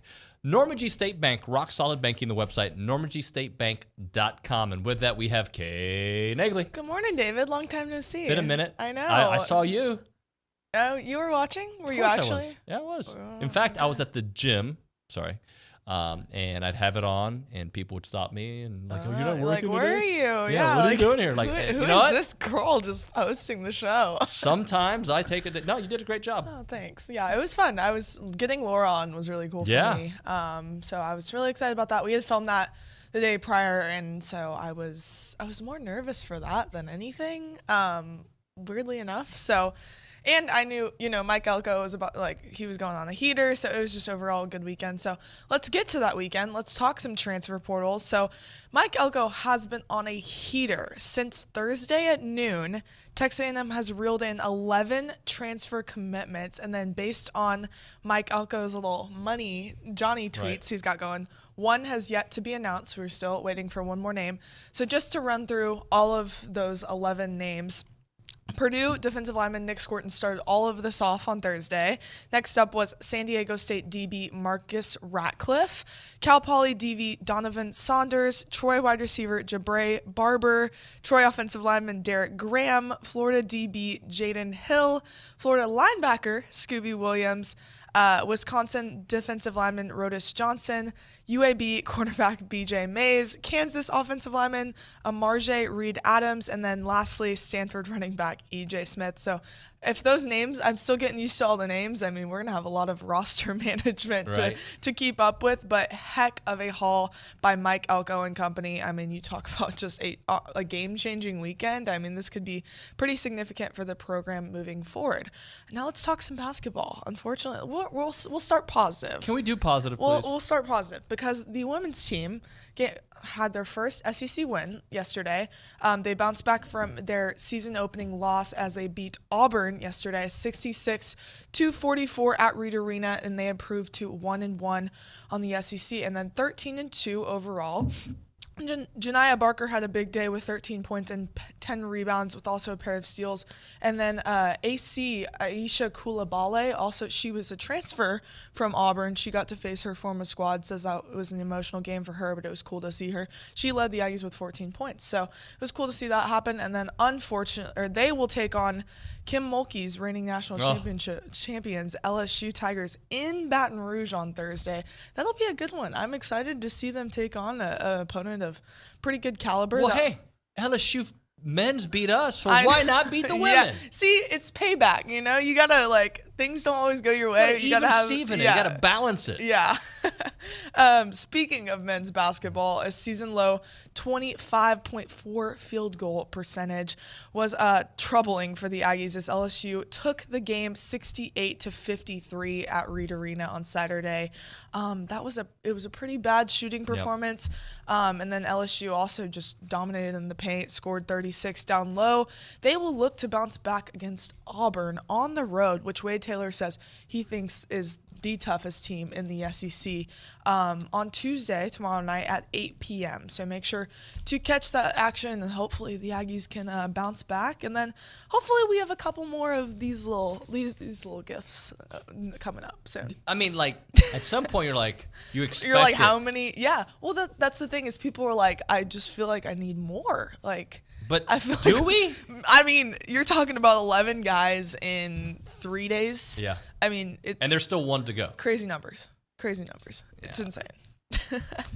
All right, Kay, thank you very much. Appreciate you. Let's do this. Let's hit a break. We got to regroup here. I'm not sure what time Billy's going to be in, so we'll figure that out, and we'll talk a little hoops. A little bit more on that. I kind of want to look at what the schedule looks like and go into depth about some hoops. I know Nick has got some thoughts on recruiting and how this past weekend went. Plus, we got to do a little bit more on the national championship. That, and we'll get to your phone calls at 979-693-1150. Right now, we're talking QC Kinetics. You can make the decision right now to get lasting relief from that awful joint pain in 2024. Don't go another year compromising because of that pain in your knees or your shoulders. Call QC Kinetics right now. Call them up. See what happens when you call. They'll answer. cancer.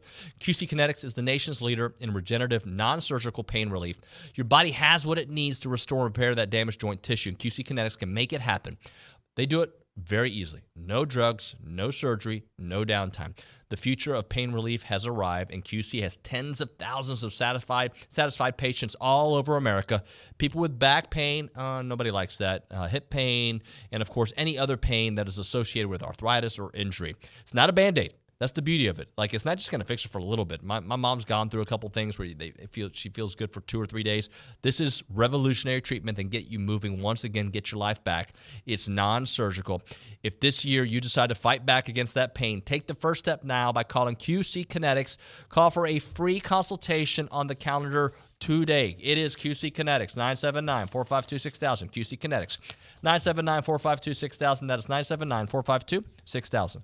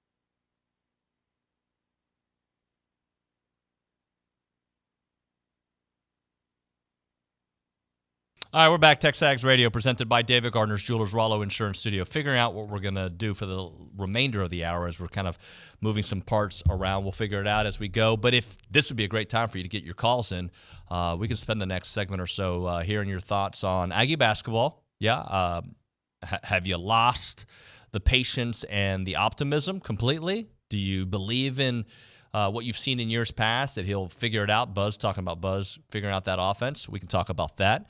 And we can also talk about this amazing transfer weekend that it was, the portal itself, the number of dudes that A&M was able to get into, and, of course, the national championship game. Who you got, Michigan and or Washington? Give me your thoughts on that and the why behind it. I'm giving you mine. Mine is Washington. And I hate doing this, too. I always struggle with, do you stay with your opinion from the beginning of the year because you made it? My opinion in July/August, September was that Michigan was going to win it all this year. And here they are, the favorite to win, taking on Washington in Houston for a chance to win our national championship. But I've become such a believer of Michael Penix. And I just think elite quarterback play and elite coaching wins championships. And in one game, if Washington can get ahead early, it's going to be real hard for Michigan to keep scoring with Washington. That being said, I know how good Michigan is defensively. But I'm going with Michael Penix. I'm riding with him. So you can give us your thoughts on the Brian Foley Law hotline at 979-693-1150, or you can text us on that number. All right, I'm going to go to the text line right now for a few minutes. Matt in San Antonio. I do agree with you that I'm not concerned about getting players from smaller schools in the transfer portal, because now the current trend is for players from smaller schools to go to bigger schools before going to the NFL. As a non-biased example, look at Trey Moore, formerly at UTSA, who won the AAC Conference Defensive Player of the Year before transferring to the Longhorns. Matt in San Antonio. Everything is on a case-by-case basis. There are some dudes from small schools that get drafted in the first round of the NFL draft that a lot of people are like, who is this dude, right? Talent is talent, and people develop at different rates, different eyes to the beholder, right? So I always use I use my kids as an example all the time, because to me, like, growth can happen at different times. I was a freshman in high school. I had gone from, and nobody cares about my middle school, high school glory days, but I was 5 feet 120 when I started playing football in A-Leaf for my freshman year, and everybody else was 6'3", 200 pounds, it felt like. That's what it felt like, right? I didn't grow until my junior year. And so it took a while, right? People grow at different rates. People become studs at different rates, and we've seen it at other places. And some of it is evaluation. Some of it is the program you play at. Some of it is the development, the coaching that you get, right? The right coaching over a year or two makes all the difference in the world.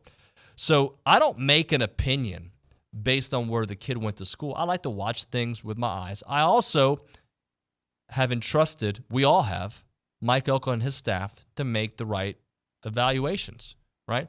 Get guys that they think they can roll with. Get guys that fill a need. And also, look, you had all the talent in the world, and it didn't work. Get this talent, the talent that you're handpicking, because, again, I think that is one of the beauties of the portal, is you've got a need. You need a linebacker, you can go get a linebacker, right? And last year, I think they needed more linebacker help. They didn't get it. Well, they got it. They're getting some linebacker help. They're getting help on the back end, right? They're getting help on the offensive line. They're getting another running back to go. So you're filling needs with potential starters and potential depth, and believing in what you already have in place, right? Like, I know you've lost some dudes, but you feel pretty good about your offensive numbers, your offensive players. Your running back core should stay the same with the addition of EJ, right? You lose Evan Stewart, and that's a big loss, but could it potentially be an opportunity for some other dudes to step up, right? And big loss from a talent perspective. We'll see how the chemistry unfolds with that team. So I get with you, Matt. Like, I don't care if you come from, if you can play, you can play. And I think some of these dudes, and I've seen some of these dudes play. And by the way, we've seen smaller school guys go to the SEC and dominate. So there is that. Ross from east of East Texas sends in, the AFC South had 3 teams with winning records. Debunked.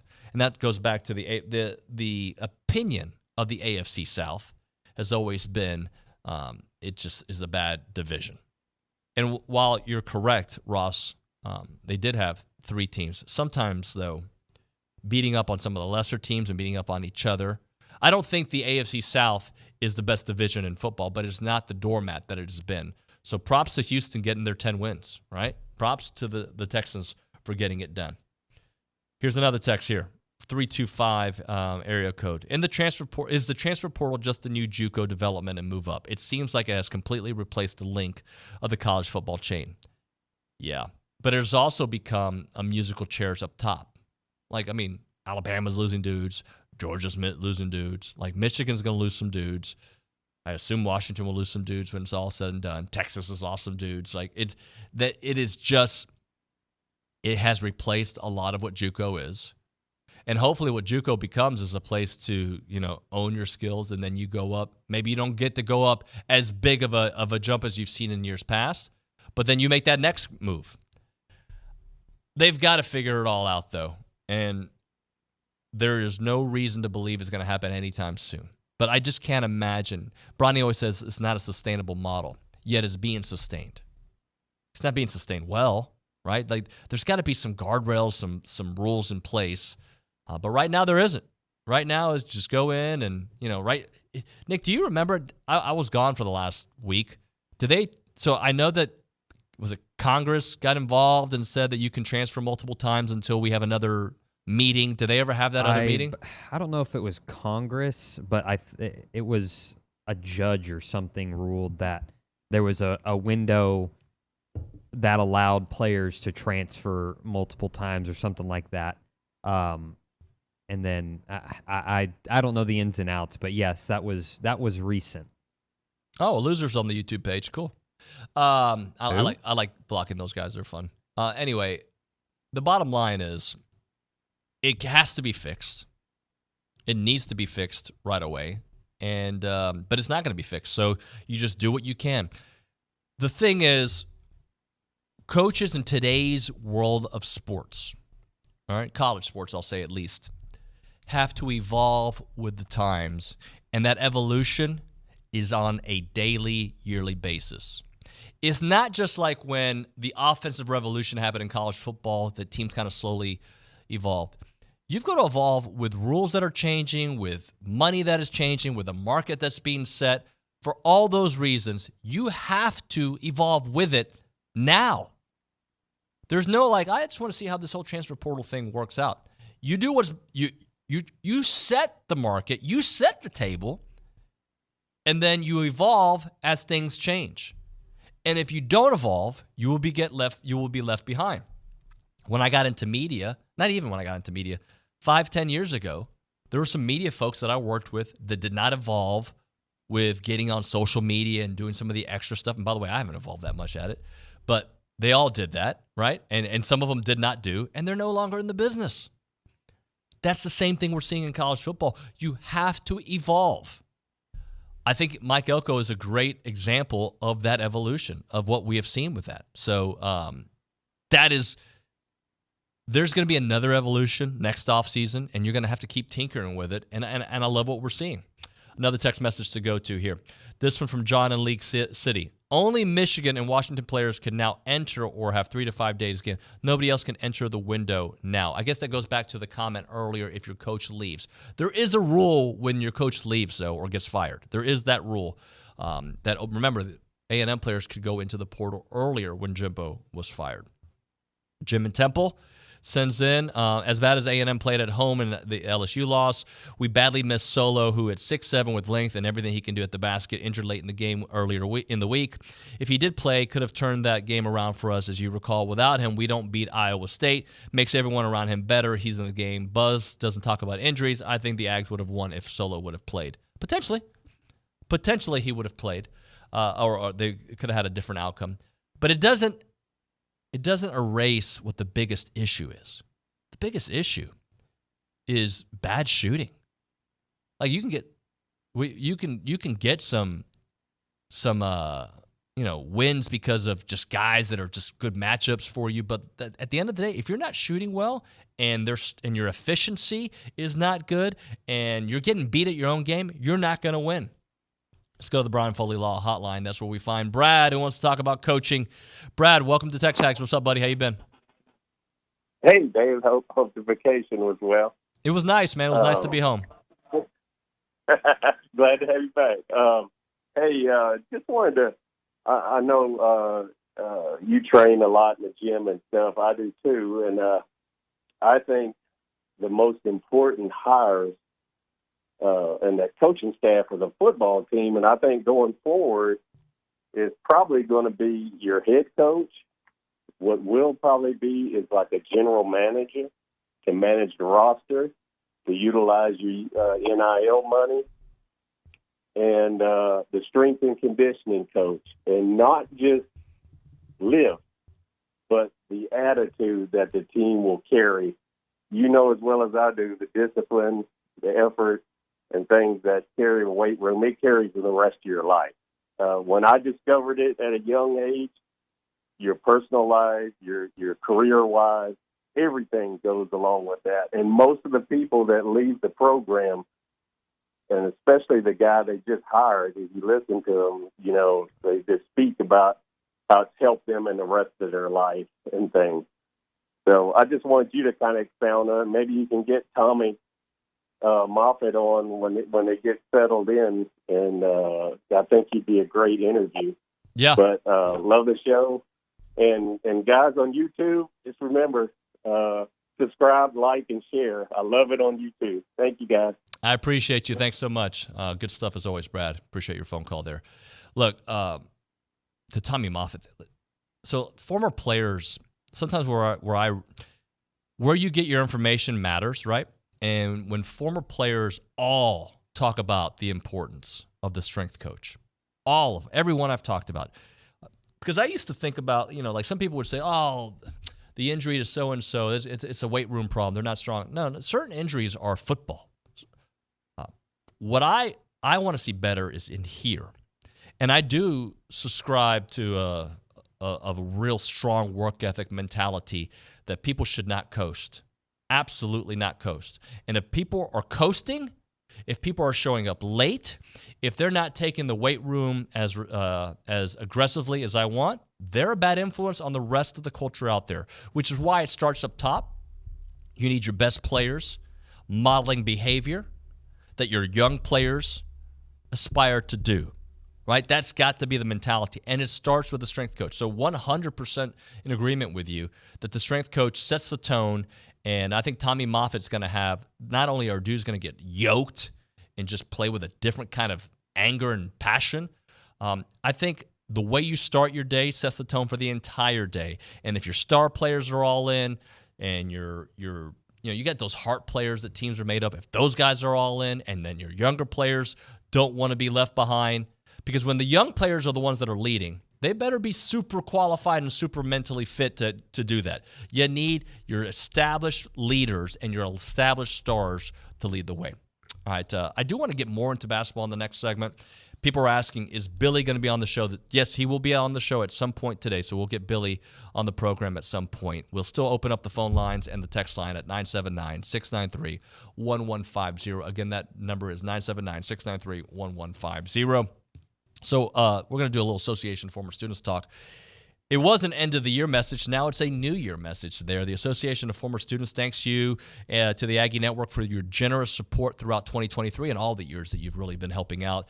They're an independent 501c3 nonprofit organization supporting Texas A&M and Texas Aggies everywhere. The association would not be able to help musters across the world, host ring days throughout the year, and support A&M clubs or provide scholarships and assistance to students without your support out there. In this season of life right now, would you consider helping out the Aggie Network by making a gift to the Association of Former Students? Renew your Century Club membership if you haven't done so already. Become a first-time member, or give the membership to another Aggie out there. The association works hard year-round to be there for Aggies that cannot get it done alone. To make a gift today, visit tx.ag/cheer23.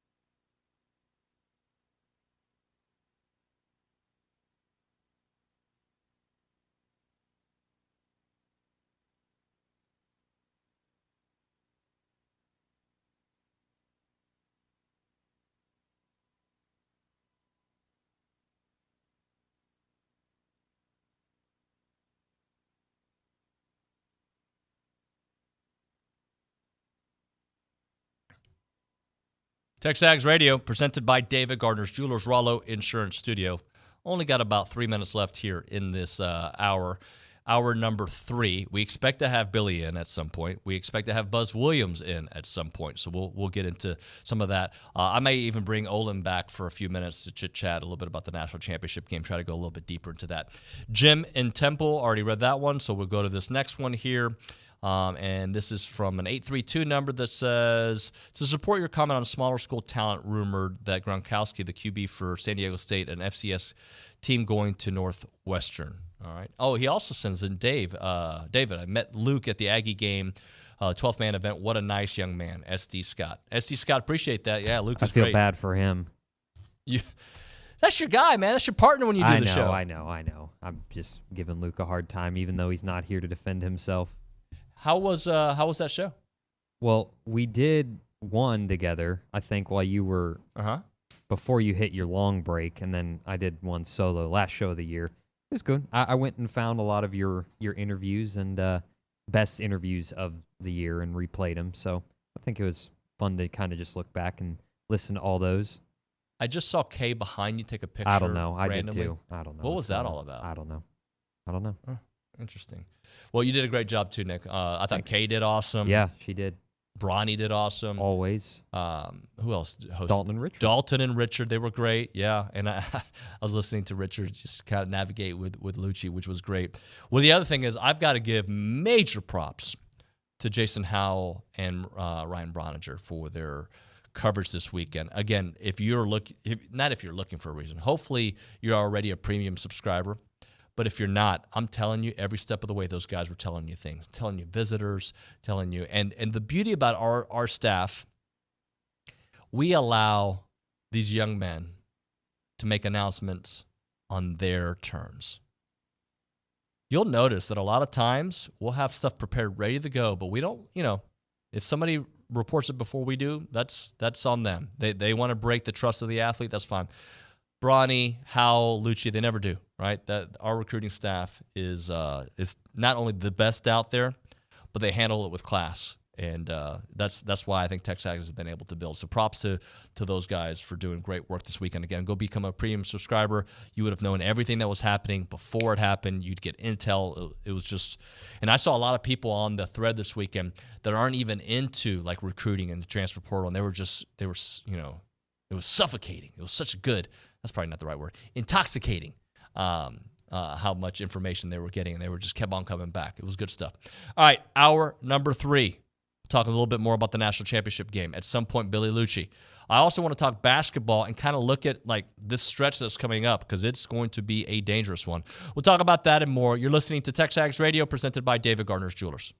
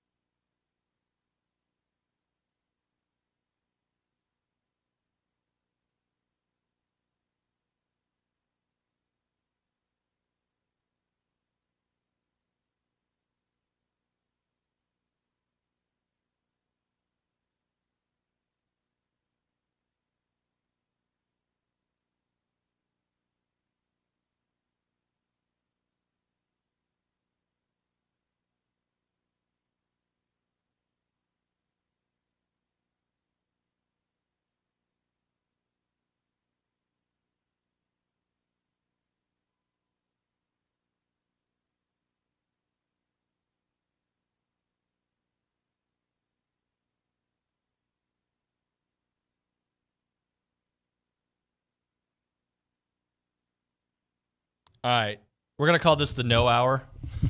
No Billy right yet. He'll be here at some point. So OB joining us for a segment just to chit-chat a little bit more about the national championship game. Hey, Olin. Hey. I want to kind of go through something with you for a moment because, we got a text. And actually, Nick had some thought into this, but let me see if I can find it. Where'd it go? Where is it? This one? Basically, it was to the point of all the guys that A&M is bringing in, and this has been one of the best runs he's ever seen. And Nick actually had that. So here it is, Ag Engineering 12. Nuño, I'll say this was probably the biggest recruiting run I've ever seen since Jimbo on early signing day for the 22 class. When you think about that, OB, look, we're not the experts when it comes to recruiting, but there was a run this summer that was pretty intense. Like it was like they had nobody, and then they had a bunch of guys. Right. I forgot the number. I think Nick said it was probably 6, but it was like within a 2 or 3 day period. What we saw this weekend, I don't know if historic's the right word, but it was awesome. Well, I think it may prove to be historic, at least from the transfer portal history, right? Because it was crazy.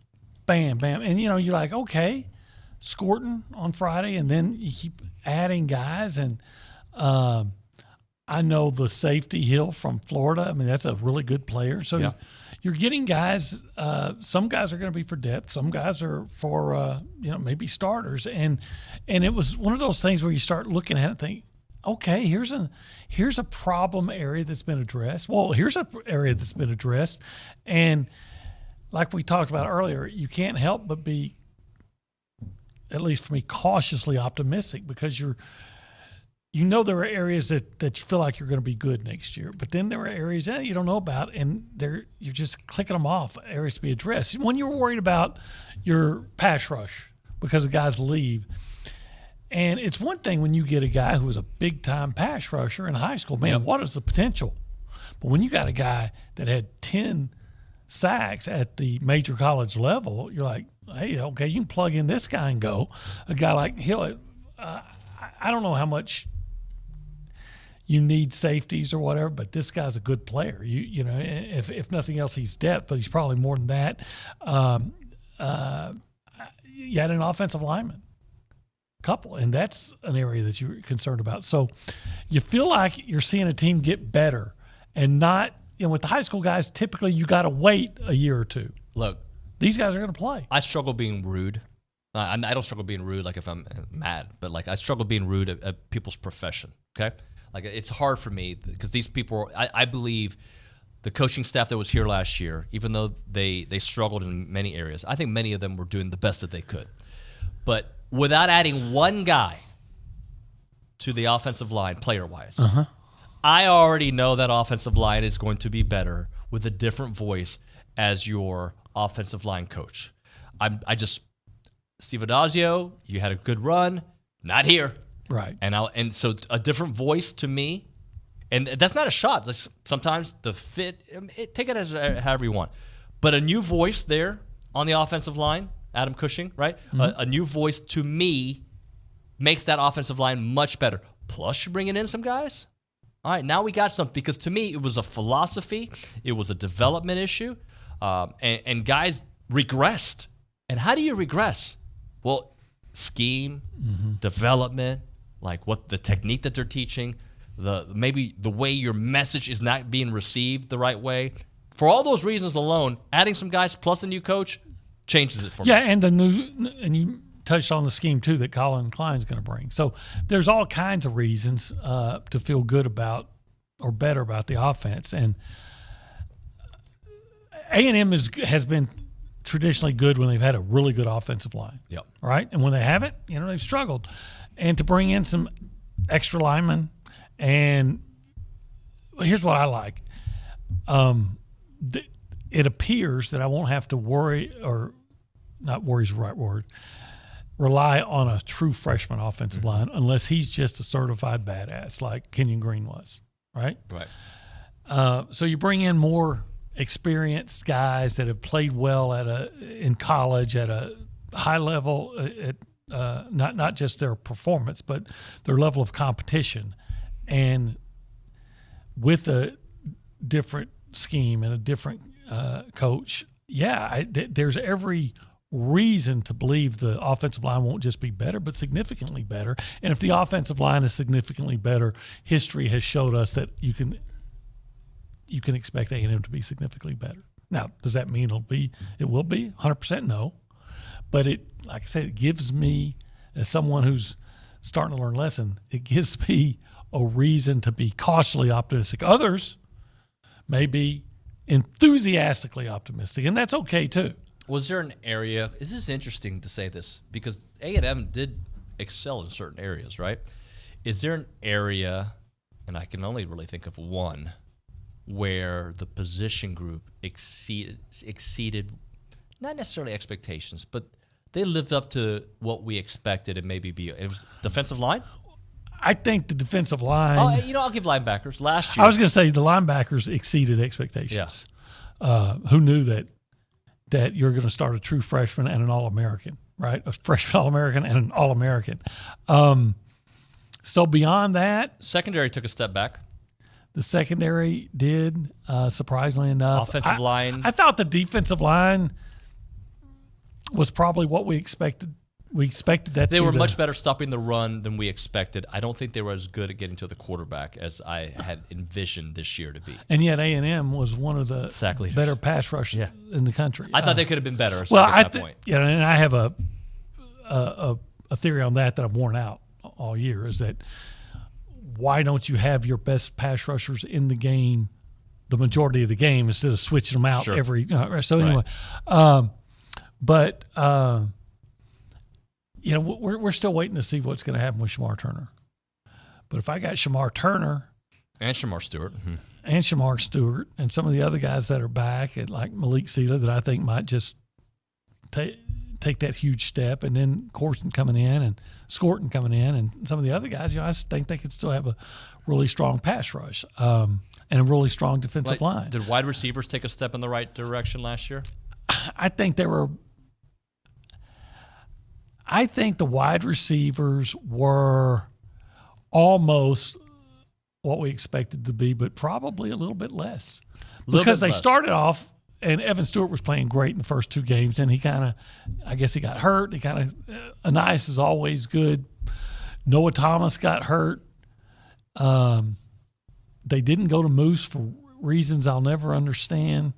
I thought Walker came on and toward the end of the year played really well, but I have to admit I expected more from the receivers. Yeah, I expected more from the receivers. Quarterback and incomplete is what I give them. I was liking what I saw until Connor got hurt.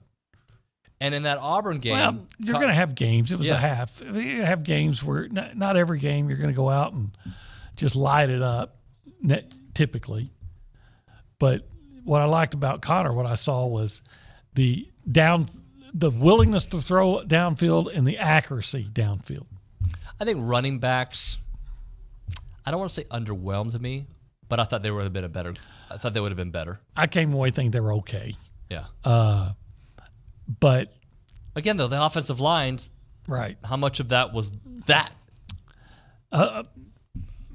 Tons of it. I mean, we talked earlier today about what Devon Achane did. I mean, you had a guy that's, if he had not gotten hurt, would probably be a great chance to be the rookie of the year.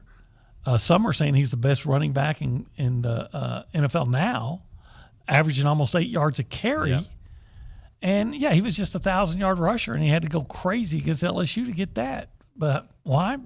Because he wasn't getting a lot of blocking, and his passing game wasn't helping him out, and all those things. So, absolutely, if you have a better – and you know what? Even as great as Devon was, and he was underused as a freshman, he still had to figure things out. I think Reuben Owens is still a guy that has incredible potential, star potential, but – I like them bringing in Emmitt Smith Jr. or if that's his name. If there was one part of Florida's team that was pretty good, what would you say it was? Well, I thought they were pretty good in their front seven of their defense. And Yep. And not only did you get one of their defensive backs, you got Scooby Williams, their linebacker. So you got a couple dudes that some of that staff knows. Yeah, I thought their defense was pretty decent, except against LSU. Yeah. And LSU did that against just a lot everybody. of people. But I I mean, decent. It wasn't great, but it kept them in games. But I'm a believer, any team in the SEC outside of maybe Vandy, and even Vandy sometimes, you can cherry pick a couple of players from those teams that will improve your team. I don't know about dramatically, but you'll feel it. Yeah, well, I know Alabama did some cherry picking at Vanderbilt. Yeah, they just did. last year. So, yeah, SEC talent, look, I like both of those additions. Scooby is a linebacker, and that's an area that A&M can use a potential starter, or if not depth, because you're losing an All-American there. And again, Hill is he's a fine player. So if he doesn't start, it gives you great depth. If he does start, it creates a whole lot of options. How about this? Options and competition to be a starter. If you have a position that's somewhat strong, and now you've got more guys, how much better are you? And that's Mike Elko working with those guys, and I loved what I saw him in the secondary when Mike Elko was here before. So, again, you look at it and you think, with what's coming back and what you've added and this new coaching staff and all those things, I can feel really positive about the possibilities instead of thinking, well, I hope it's going to be better. This transfer portal, remember what it did for Arkansas. Was it Sam Pittman's second year? Second year, yep. And what it's done for Ole Miss. Well, A&M's gotten involved in it, and the difference between Ole Miss and Arkansas and A&M is they're active in the transfer portal while also bringing back the nucleus of a really good roster, and then you can still recruit well too. Yeah. So all those things, I don't want to allow myself to expect too much or to get pumped up about too much. But man, there's the temptation for sure. Well, look, I believe that they're picking guys that they want, and by that assertion alone, they want these guys. These guys have picked to come to Texas A&M. By proxy, you should be better. Now, how many guys they keep adding to the roster? Well, as long as they get to 85 when the first game comes, we'll be good. Well, I heard Billy say this, that, look, Mike Elko has a plan, and he knows what he wants to do defensively. I don't think especially defensively, I don't think he's just grabbing guys because they're available. He probably sees, this is how I can use this guy. I'm not going to bring in a bunch of guys and then figure out what to do with them. I think he probably has a plan, says, I like this guy because of this, and this is the way I can use this guy. And they're doing the same thing on offense, I'm sure. I think it's interesting. They bring in, what is it, 2 offensive linemen, if not more? So, and if was working on the guy from Alabama. I think I heard that he's going to Ohio State, though. But it just seems like they're doing things with a purpose. And not just doing things to do things, doing it with a purpose to fit what your vision is for this program. At least that's the feeling I get. And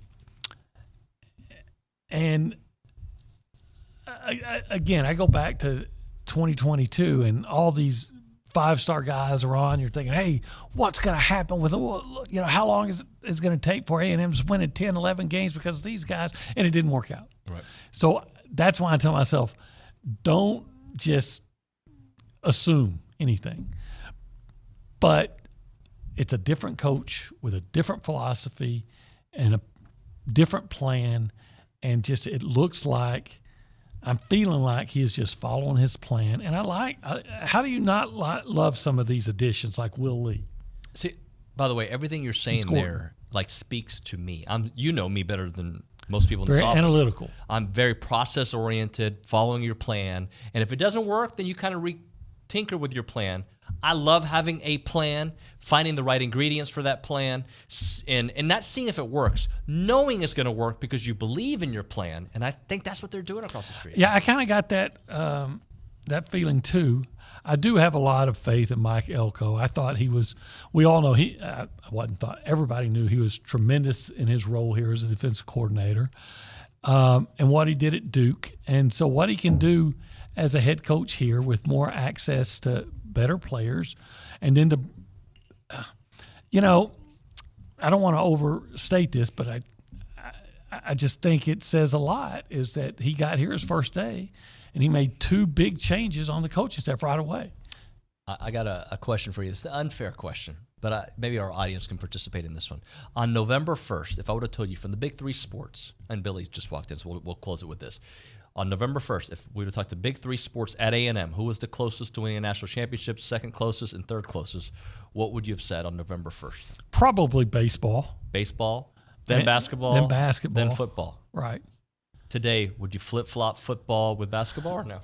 Yeah, today I'd put football before basketball because, we are just talking about a team that faded in the second half against what I think is going to be a second division team in the SEC, and this happened on their home floor. So, and A&M's doing some things in football that piques your attention. Thank you, OB. You bet. Appreciate Piques you. your interest. OB coming in here at the end of the 9th inning to help us close out that first segment. Appreciate OB. Right now, a moment for Caldwell Country Chevrolet. They are on Highway 21 in Caldwell. They're online at caldwellcountrychevrolet.com. They have amazing deals that you can find on their website that change from month to month.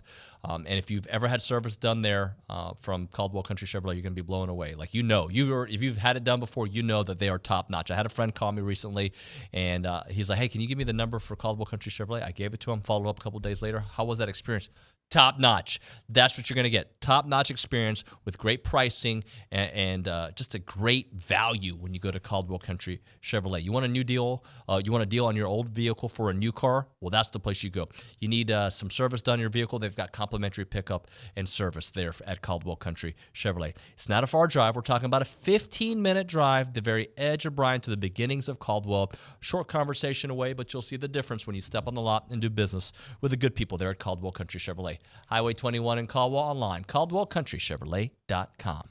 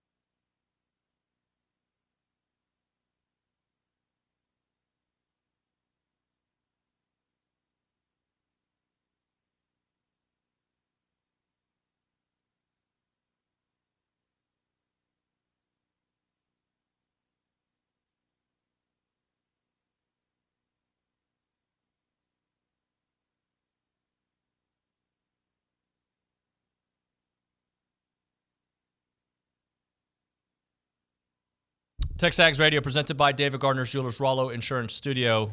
We got Billy in studio for a segment. Let's chit-chat a little bit about the, I called it Portal Palooza, Billy, because I'm looking all like just my TexAgs app kept on going off every couple hours. Like, I forget what Bronny's text or his tweet was, but it's like every few hours there was a new guy and a new guy and a new guy. And it all started on Friday afternoon when Nic Scourton decided to come. Here it is. Ryan Broniger. Mike Elko has landed one transfer commitment every 7 hours since this past Thursday. And he goes on to talk about Nic Scourton kicked off the whole thing when he announced at 12:18 on January 4th. E.J. Smith went public yesterday at 5:01. There were 9 others in between. What a run, dude. Yeah, it's been they've been so busy in this portal. It's been, and I expected a lot. This is more than I expected in terms of adding guys this quickly to this number. I think I said before the weekend I thought they could get as many as 10 or 12. And then I was sitting there while on air going, wait, that just sounds like, when I say that out loud, it sounds like so much. And, you know, it's been pretty accurate. And I think they're going to go up from here. I mean, I obviously eventually it's going to stop, and you do need to save a couple spots perhaps for the spring portal window too. Yep. That one's a little different because you'll have guys leave. This is now almost like college baseball where so many guys come in and then everybody's going to see how the competition plays out in spring, and then it's not just at A&M, it's everywhere. There were a lot of guys, some big-name guys that were really close to going in the portal from other schools. I always bring up the example from last year. Malik Neighbors was one of them. Jade Barron at Texas was one of them. I remember, you know, even the Longhorn fan sites had kind of mentioned, a couple of them I saw mentioned him, and I was like, okay, there's some, that kind of confirms what I'm hearing. He stayed, played, had a good year for the Horns. Same, obviously, Malik Neighbors had an incredible year. But he was close.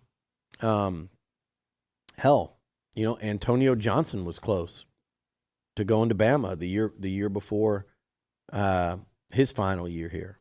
Teams were coming hard after Anais Smith both years. Teams were making every player on this A&M roster, from Shamar Turner, who's the, you know, NFL draft pick lock that's probably coming back, hopefully. I mean, he's still, until he announces, but I mean, signs are in a good direction there. I feel good about it. But like, from arguably your best player in Shamar Turner, certainly one of your couple best, all the way to Marcel Reed, true freshman that's played in one game.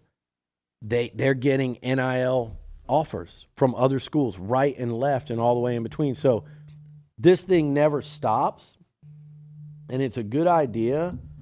It's a good idea to, you know, hold a couple spots, but that you don't worry about it too much because everything's going to be moving in both directions. So I do think, with that said, you'll see A&M add a handful of more guys. I still think, I don't know if they're completely done in the secondary. They might be. I could see a world where they're done. They could add one more. They could add one more offensive lineman. People go, well, why? You got to think about depth. So you added a guy that could really push to start. I think you could. I think that Armaj Reed Adams could push to start. I think he's one that's really going to change the competition level. I think Derek Graham of Troy is a guy that started games at an 11-win Troy team. He could come in and push. If he doesn't, who are your tackles? They're Crownover, Fothery, and Zune. That's about it as far as tackle depth. Like, you can that move aren't young guys, players. Yeah, that aren't guys that haven't played. You could move some guys around, but that's much needed depth there. And then if they add one more, I think, you look at the roster and you go, you lost Remington Strickland. Who's your backup center? Is it Naboo? Probably right now today, but that's not optimal. You'd rather have an actual guy to push at center. So I do think you need to look at that. A&M has been looking for an additional tight end. They had the guy from Virginia Tech in here yesterday, so if that works out, Daquan Wright, then that could be one. They tried to get the Hunt kid that ended up at South Carolina because he had kind of already been locked in with them. So my point is there's still spots. I mean, there's still we're waiting to see what happens. We're waiting to see what happens with Cassius. You know, he's another one, Cassius Howell out of Bowling Green, who I like on tape. But that one is completely up in the air. I think he's got a spot if he wants it. So I'm looking for his name too. The other one that I think you still a defensive lineman. I still think there's room to add a D end. I do. I think if you look at you lost Diggs, you lost Walter Nolan, you lost McKinley Jackson, you lost LT Overton. A year ago, you lost Anthony Lucas. Shamar Stewart's a junior that I think has. I think he'll play the way he finished the year. I think he'll play well enough where he'll have an NFL decision to make a year from now. So you look at that position, and you start to go, man, is there room to add another one? And they had one in this week in Elijah Alston that I think is plenty good enough to play here. I think he's a screaming take, just like I think Cassius was. I think Cassius Howell and Elijah Alston are screaming takes in the front seven. So you look at those two. I mentioned the offensive line. I mentioned tight end. And look, receiver? Absolutely need another receiver, if not two. You know, you let the kid from Old Dominion go. He ended up at Duke, which I think is good for both parties. I think Holman Wiggins probably came in here and was probably like, I can get us some guys. Right. I can get us some guys. And I love what they added. And we're going to do an in-house visit after this to kind of break down all these guys. But Jabari Barker from Troy, I think he's a really nice get, along with Cyrus Allen from La Tech. I like the two gets. But, again, look at the total numbers. You need more.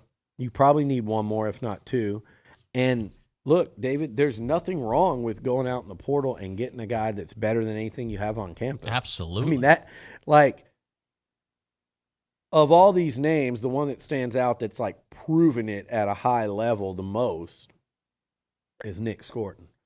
All these guys have proven it at different levels and two different levels. But if you can go find the Nic Scourton at wide receiver, Holman Wiggins will go get him. And you're a better football team as a result. Even if you can't, if you go find somebody like, you know, any of these other guys, again, like I said, if you go find the Jaden Hill of somewhere at the receiving court, you've upgraded that group. So you do need a receiver. So, Dave, it wouldn't shock me to see them add a half dozen more guys. Half dozen more. That would not be a shock. Including the spring portal, right? Or you mean like this window right now? I mean this window. Right? Wow. Like, look at it like this. Wide receiver, Elijah Alston. And I'm not saying they're going to get all these guys, but I'm going to get you to six real quick. Offensive lineman, wide receiver, Elijah Alston, Cassius Howell. What else was a tight end? And maybe if like the DB from Auburn, who's their best defender, who played for Wesley McGriffin. I'm not saying he's coming, didn't even visit it, but I'm saying, like, look, I got That's you to a half right dozen. Yeah. And even if it's not another DB, you could certainly see them doing two more receivers. Right. So it could be two receivers. It could be a DB, a receiver, a tight end, a lineman, and those two front seven guys. Or it could be two receivers and no DBs. We're going to talk more about it after this thing. I love what they're doing in the secondary. Love it on so many levels. And I said this after the game. I was sitting there going, they have to attack this. Javon Thomas and Bravion Rogers might be your starting corners next year. If they are, it's because they did this. Right. It's not because two guys got hurt and you had to play them with no experience against Ole Miss, against LSU in the bowl game. It's not because of that. It's not because you had to put a walk-on corner out there. It's because they beat out a lot of proven college football players and a lot of guys that are coming in here looking to start, but maybe these two guys that have been on campus pass them up. And that's the only way them or any of the portal guys are going to play. Mike Elko has created competition.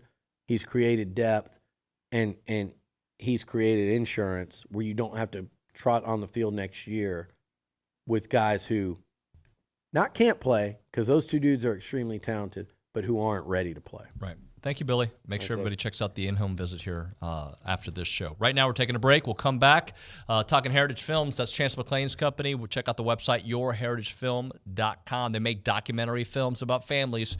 That's really all you need to know about this spot, right? They'll do a family story for you, the kind of family story that you're going to watch with your aunts, your uncles, your grandpa, your kids, their kids later on in life, and you're going to be able to just honor your family name. We did one with my father. You should do one with yours. You should do one with your grandfather. You should do one for yourself, because your family story, like, we all have different perspectives and different stories that are going to be lost if you don't write them down and if you don't have the video evidence behind it to tell that story from the exact voice of the person who lived it. It's going to go away, guys. We play the game of telephone all the time at our house. It's different when my dad tells the story about the things he went through. He's got the clarity. He's got the vision of how it all came down, and that's why we did a Heritage Film. Yourheritagefilm.com is the website, and they also do Year Flicks, which are these shorter videos. And if you got a kid at A&M who's entering their second semester as a freshman, it'd be a great time to do a Year Flicks. Find out about how this first year went. 20-minute video, Q&A form. Then a year from now, you follow up with another video. You do one their junior year when they get their Aggie ring, and then your senior year when they graduate. You can do it all and have this 4-part story done with a Year Flicks. The phone number, 713-893-8341, yourheritagefilm.com. Again, that website, yourheritagefilm.com.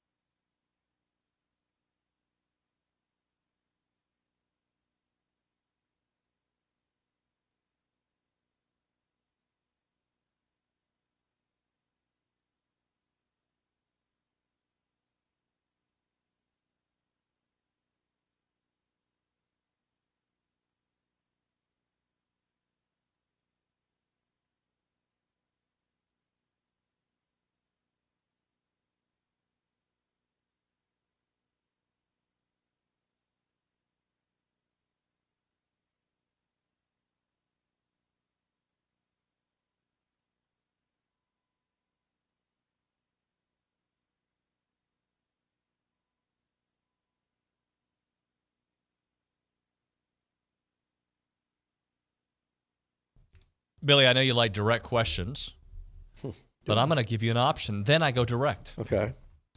Aggie basketball talk, Mm-hmm. national championship talk.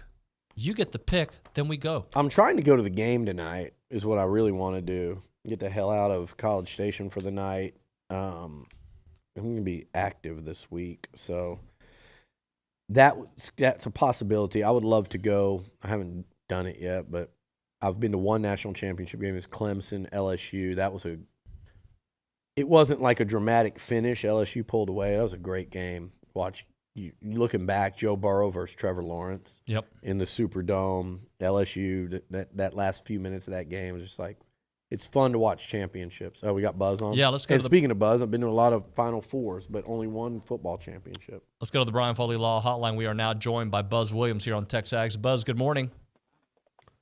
I apologize for delaying you guys. Our schedule's a little different. I should have thought through that before I scheduled 10:05. So I apologize. We got to travel today, and the weather, and I think the FBO is like an hour and 15 minutes away from campus, so that kind of changes it. So I apologize. Well, for the record, Buzz, I've had a long morning and was going to skip today, but I was like, I'm not skipping after a loss because that looks a little suspect. Like I don't want to come on and face the music. And we have the fun conversations, we have the not fun ones. We can make this fun, not fun, whatever. But big game. First, I want to start first of all, like as a coach, what do you do to get this team ready to go? You mentioned it on that short turnaround and a performance I think all y'all were disappointed in, obviously, Saturday night. And here we are Monday, and you're on the road to Auburn to play not just one of the hottest teams in the conference, one of the hottest teams in the country. And I know the recent success you guys have had against them, in particular even there at Auburn. You guys feel like are walking in tonight with a target and a big challenge. Yeah, everything you said, Liucci, is spot on.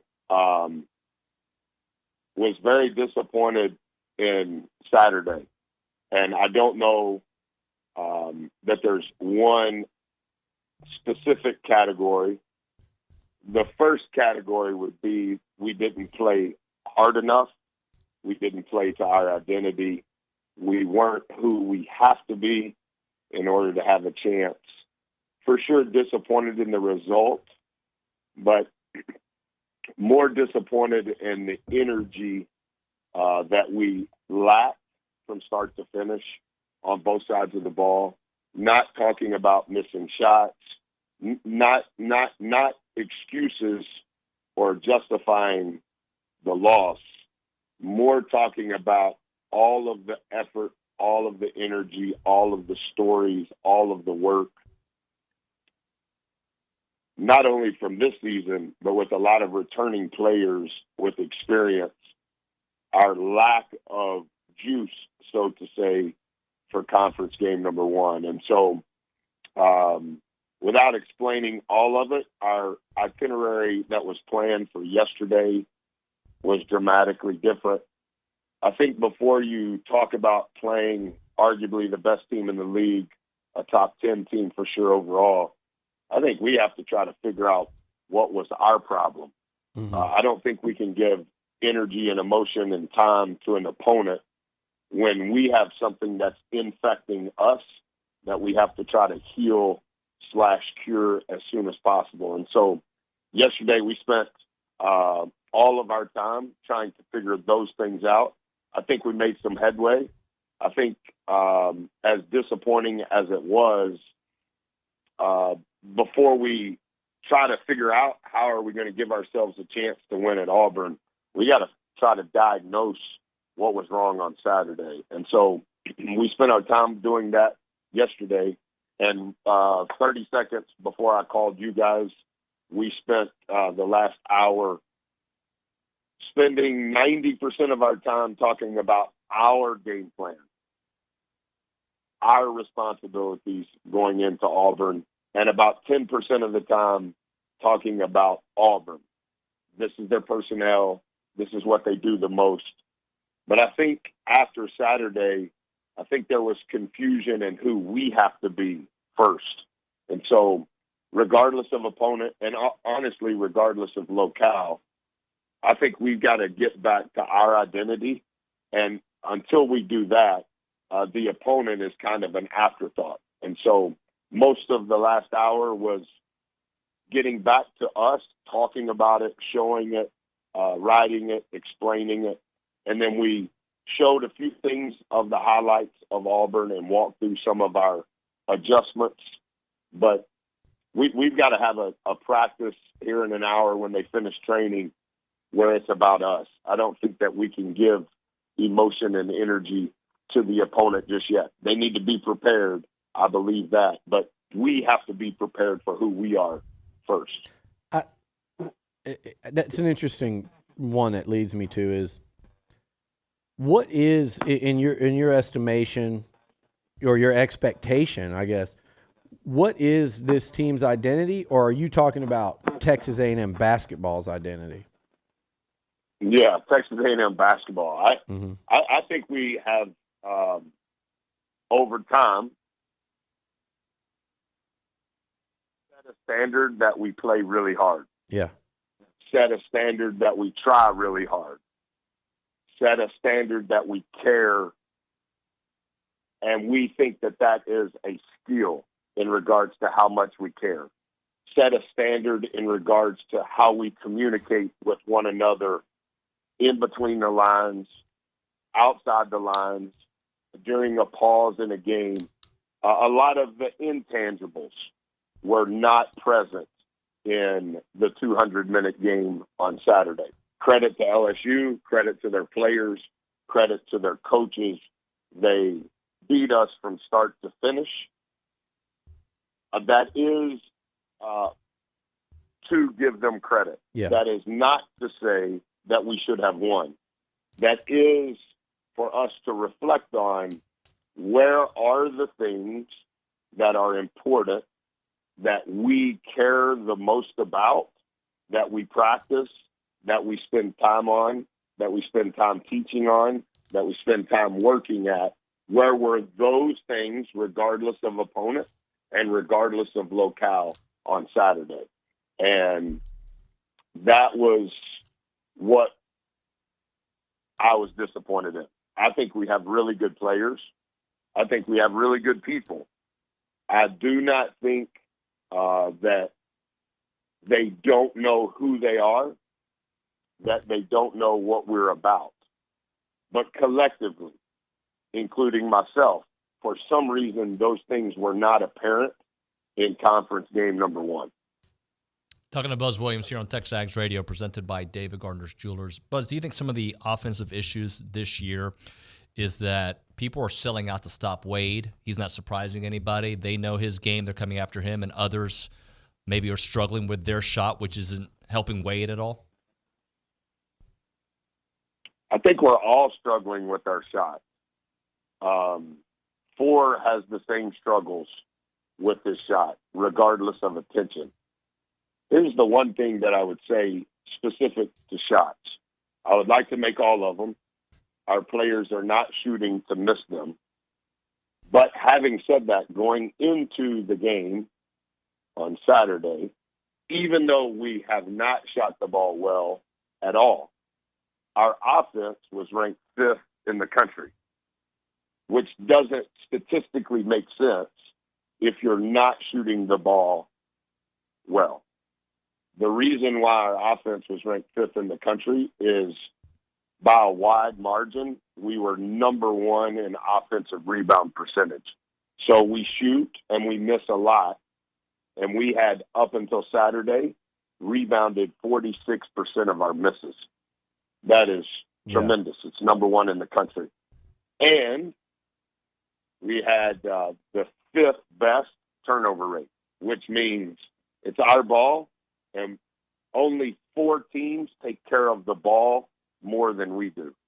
So if you don't turn it over, that means you're going to get a shot. We haven't made many of those shots. We've rebounded an astronomical number of those misses, partly because there's a lot of them, partly because we do a really good job of it. So our offense is 5th, despite being 330th in three-point field goal percentage.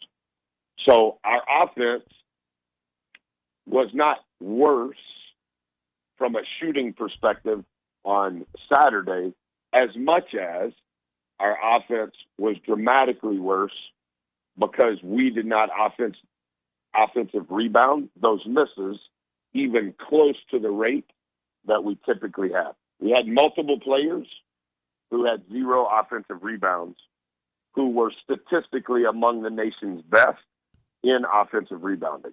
So, do we need to make more shots? Yes.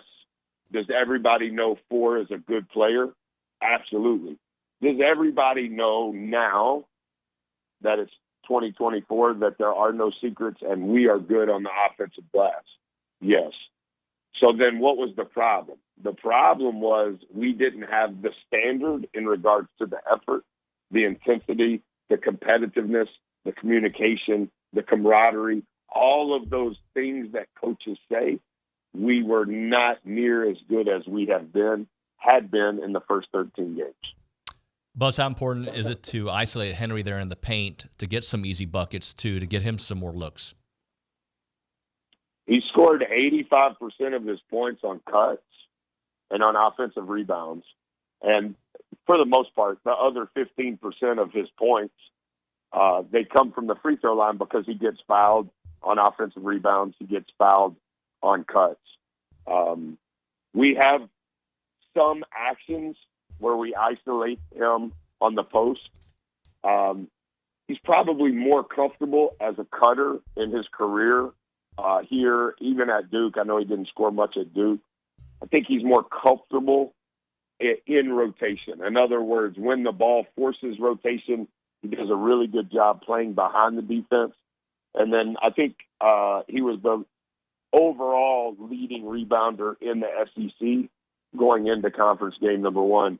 And he's the nation's leading offensive rebounder, but Henry's the SEC leading rebounder on both ends. And so we've got to make sure that we put him in positions, whether we throw it to him in an ISO situation, where we give it to him on cuts, and he can't play games where he has 0 offensive rebounds, and he's aware of that. I got one more question, Nuño. I know we got to cut it, but sure. What in the world? This is just a for me question. I mean, some other people that were sitting around with me. I want a rule clarification. Goaltending. They end up calling it, I guess, not goaltending. They reviewed it, but you guys got the ball in that situation, or it went out. It should have been A&M's ball. But then they give you the bucket for goaltending, but then later they remove it and you guys lose a possession. Obviously, it didn't matter, unfortunately, with the way the game unfolded. But I'm sitting there for like the next 5 minutes trying to figure out what happened. Yeah, so first of all, it's a rule change for this year. Okay. You may remember in our Sunday game against Iowa State, late in the game, there was some confusion, sideline out of bounds, Iowa State ball. Mm-hmm. He stepped out of bounds. Yeah. I don't know if you guys remember that. Mm-hmm. And there was a goaltending, and I was like, why? What happened? I'm confused. So I'm not sure what the legal jargon of it is, but in real time, if a goaltending call is made, at the next stoppage, the next time out, they can review that. Okay. And whatever the review says, either confirms or denies that it was the appropriate call. But to your point, you lose that possession. And so that is a new rule. And I was a little caught off guard when they mentioned it to me in the second half. And then as they were telling me, I remembered because that had happened against Iowa State. And then obviously, you know, you have to watch the officiating videos and sign all the stuff that you did.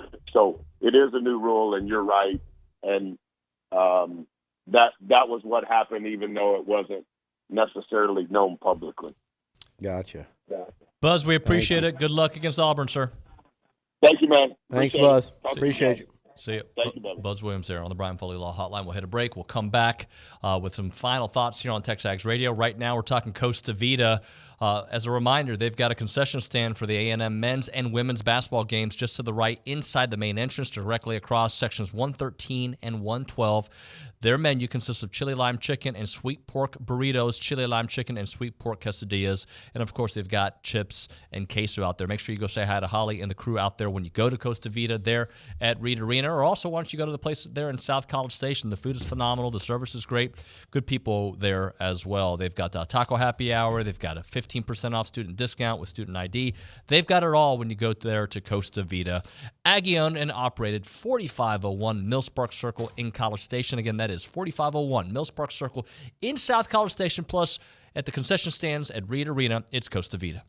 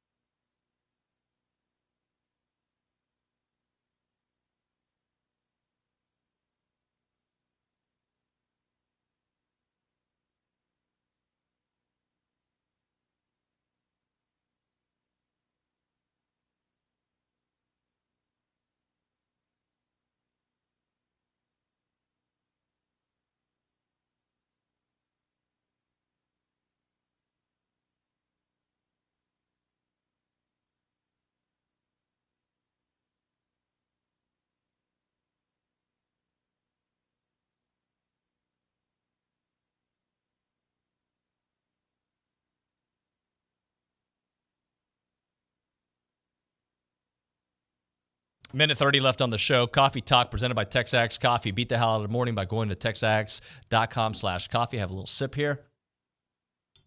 How you like that little live spot for you, Billy? Let's get some final thoughts. What is this game tonight going to come down to?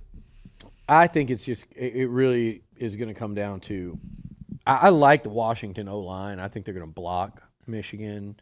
I think it's going to come down to how real is this Michigan defense, number one.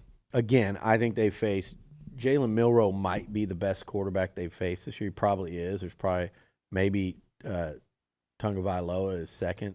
Beyond that, it ain't even close. And Milroe put up about as many points as he did against this A&M defense, which was really good but not elite. Right. We're calling Michigan's defense elite. We were talking about them last year when they got torched by TCU. We were talking about them the year before where they gave up 65 to Georgia. I think they're a lot better than that. But this is a really, really exceptional Washington offense. I think the Huskies will score on these guys. Not a lot, but enough to win. The big question mark to me is I like J.J. McCarthy. I like how he plays. The big question mark to me is do Corum and the Michigan running game, does that go off on them? If it does, Michigan controls the game and win. I like Washington 31-28. We'll see you all mañana. Thanks for watching and listening. Bye.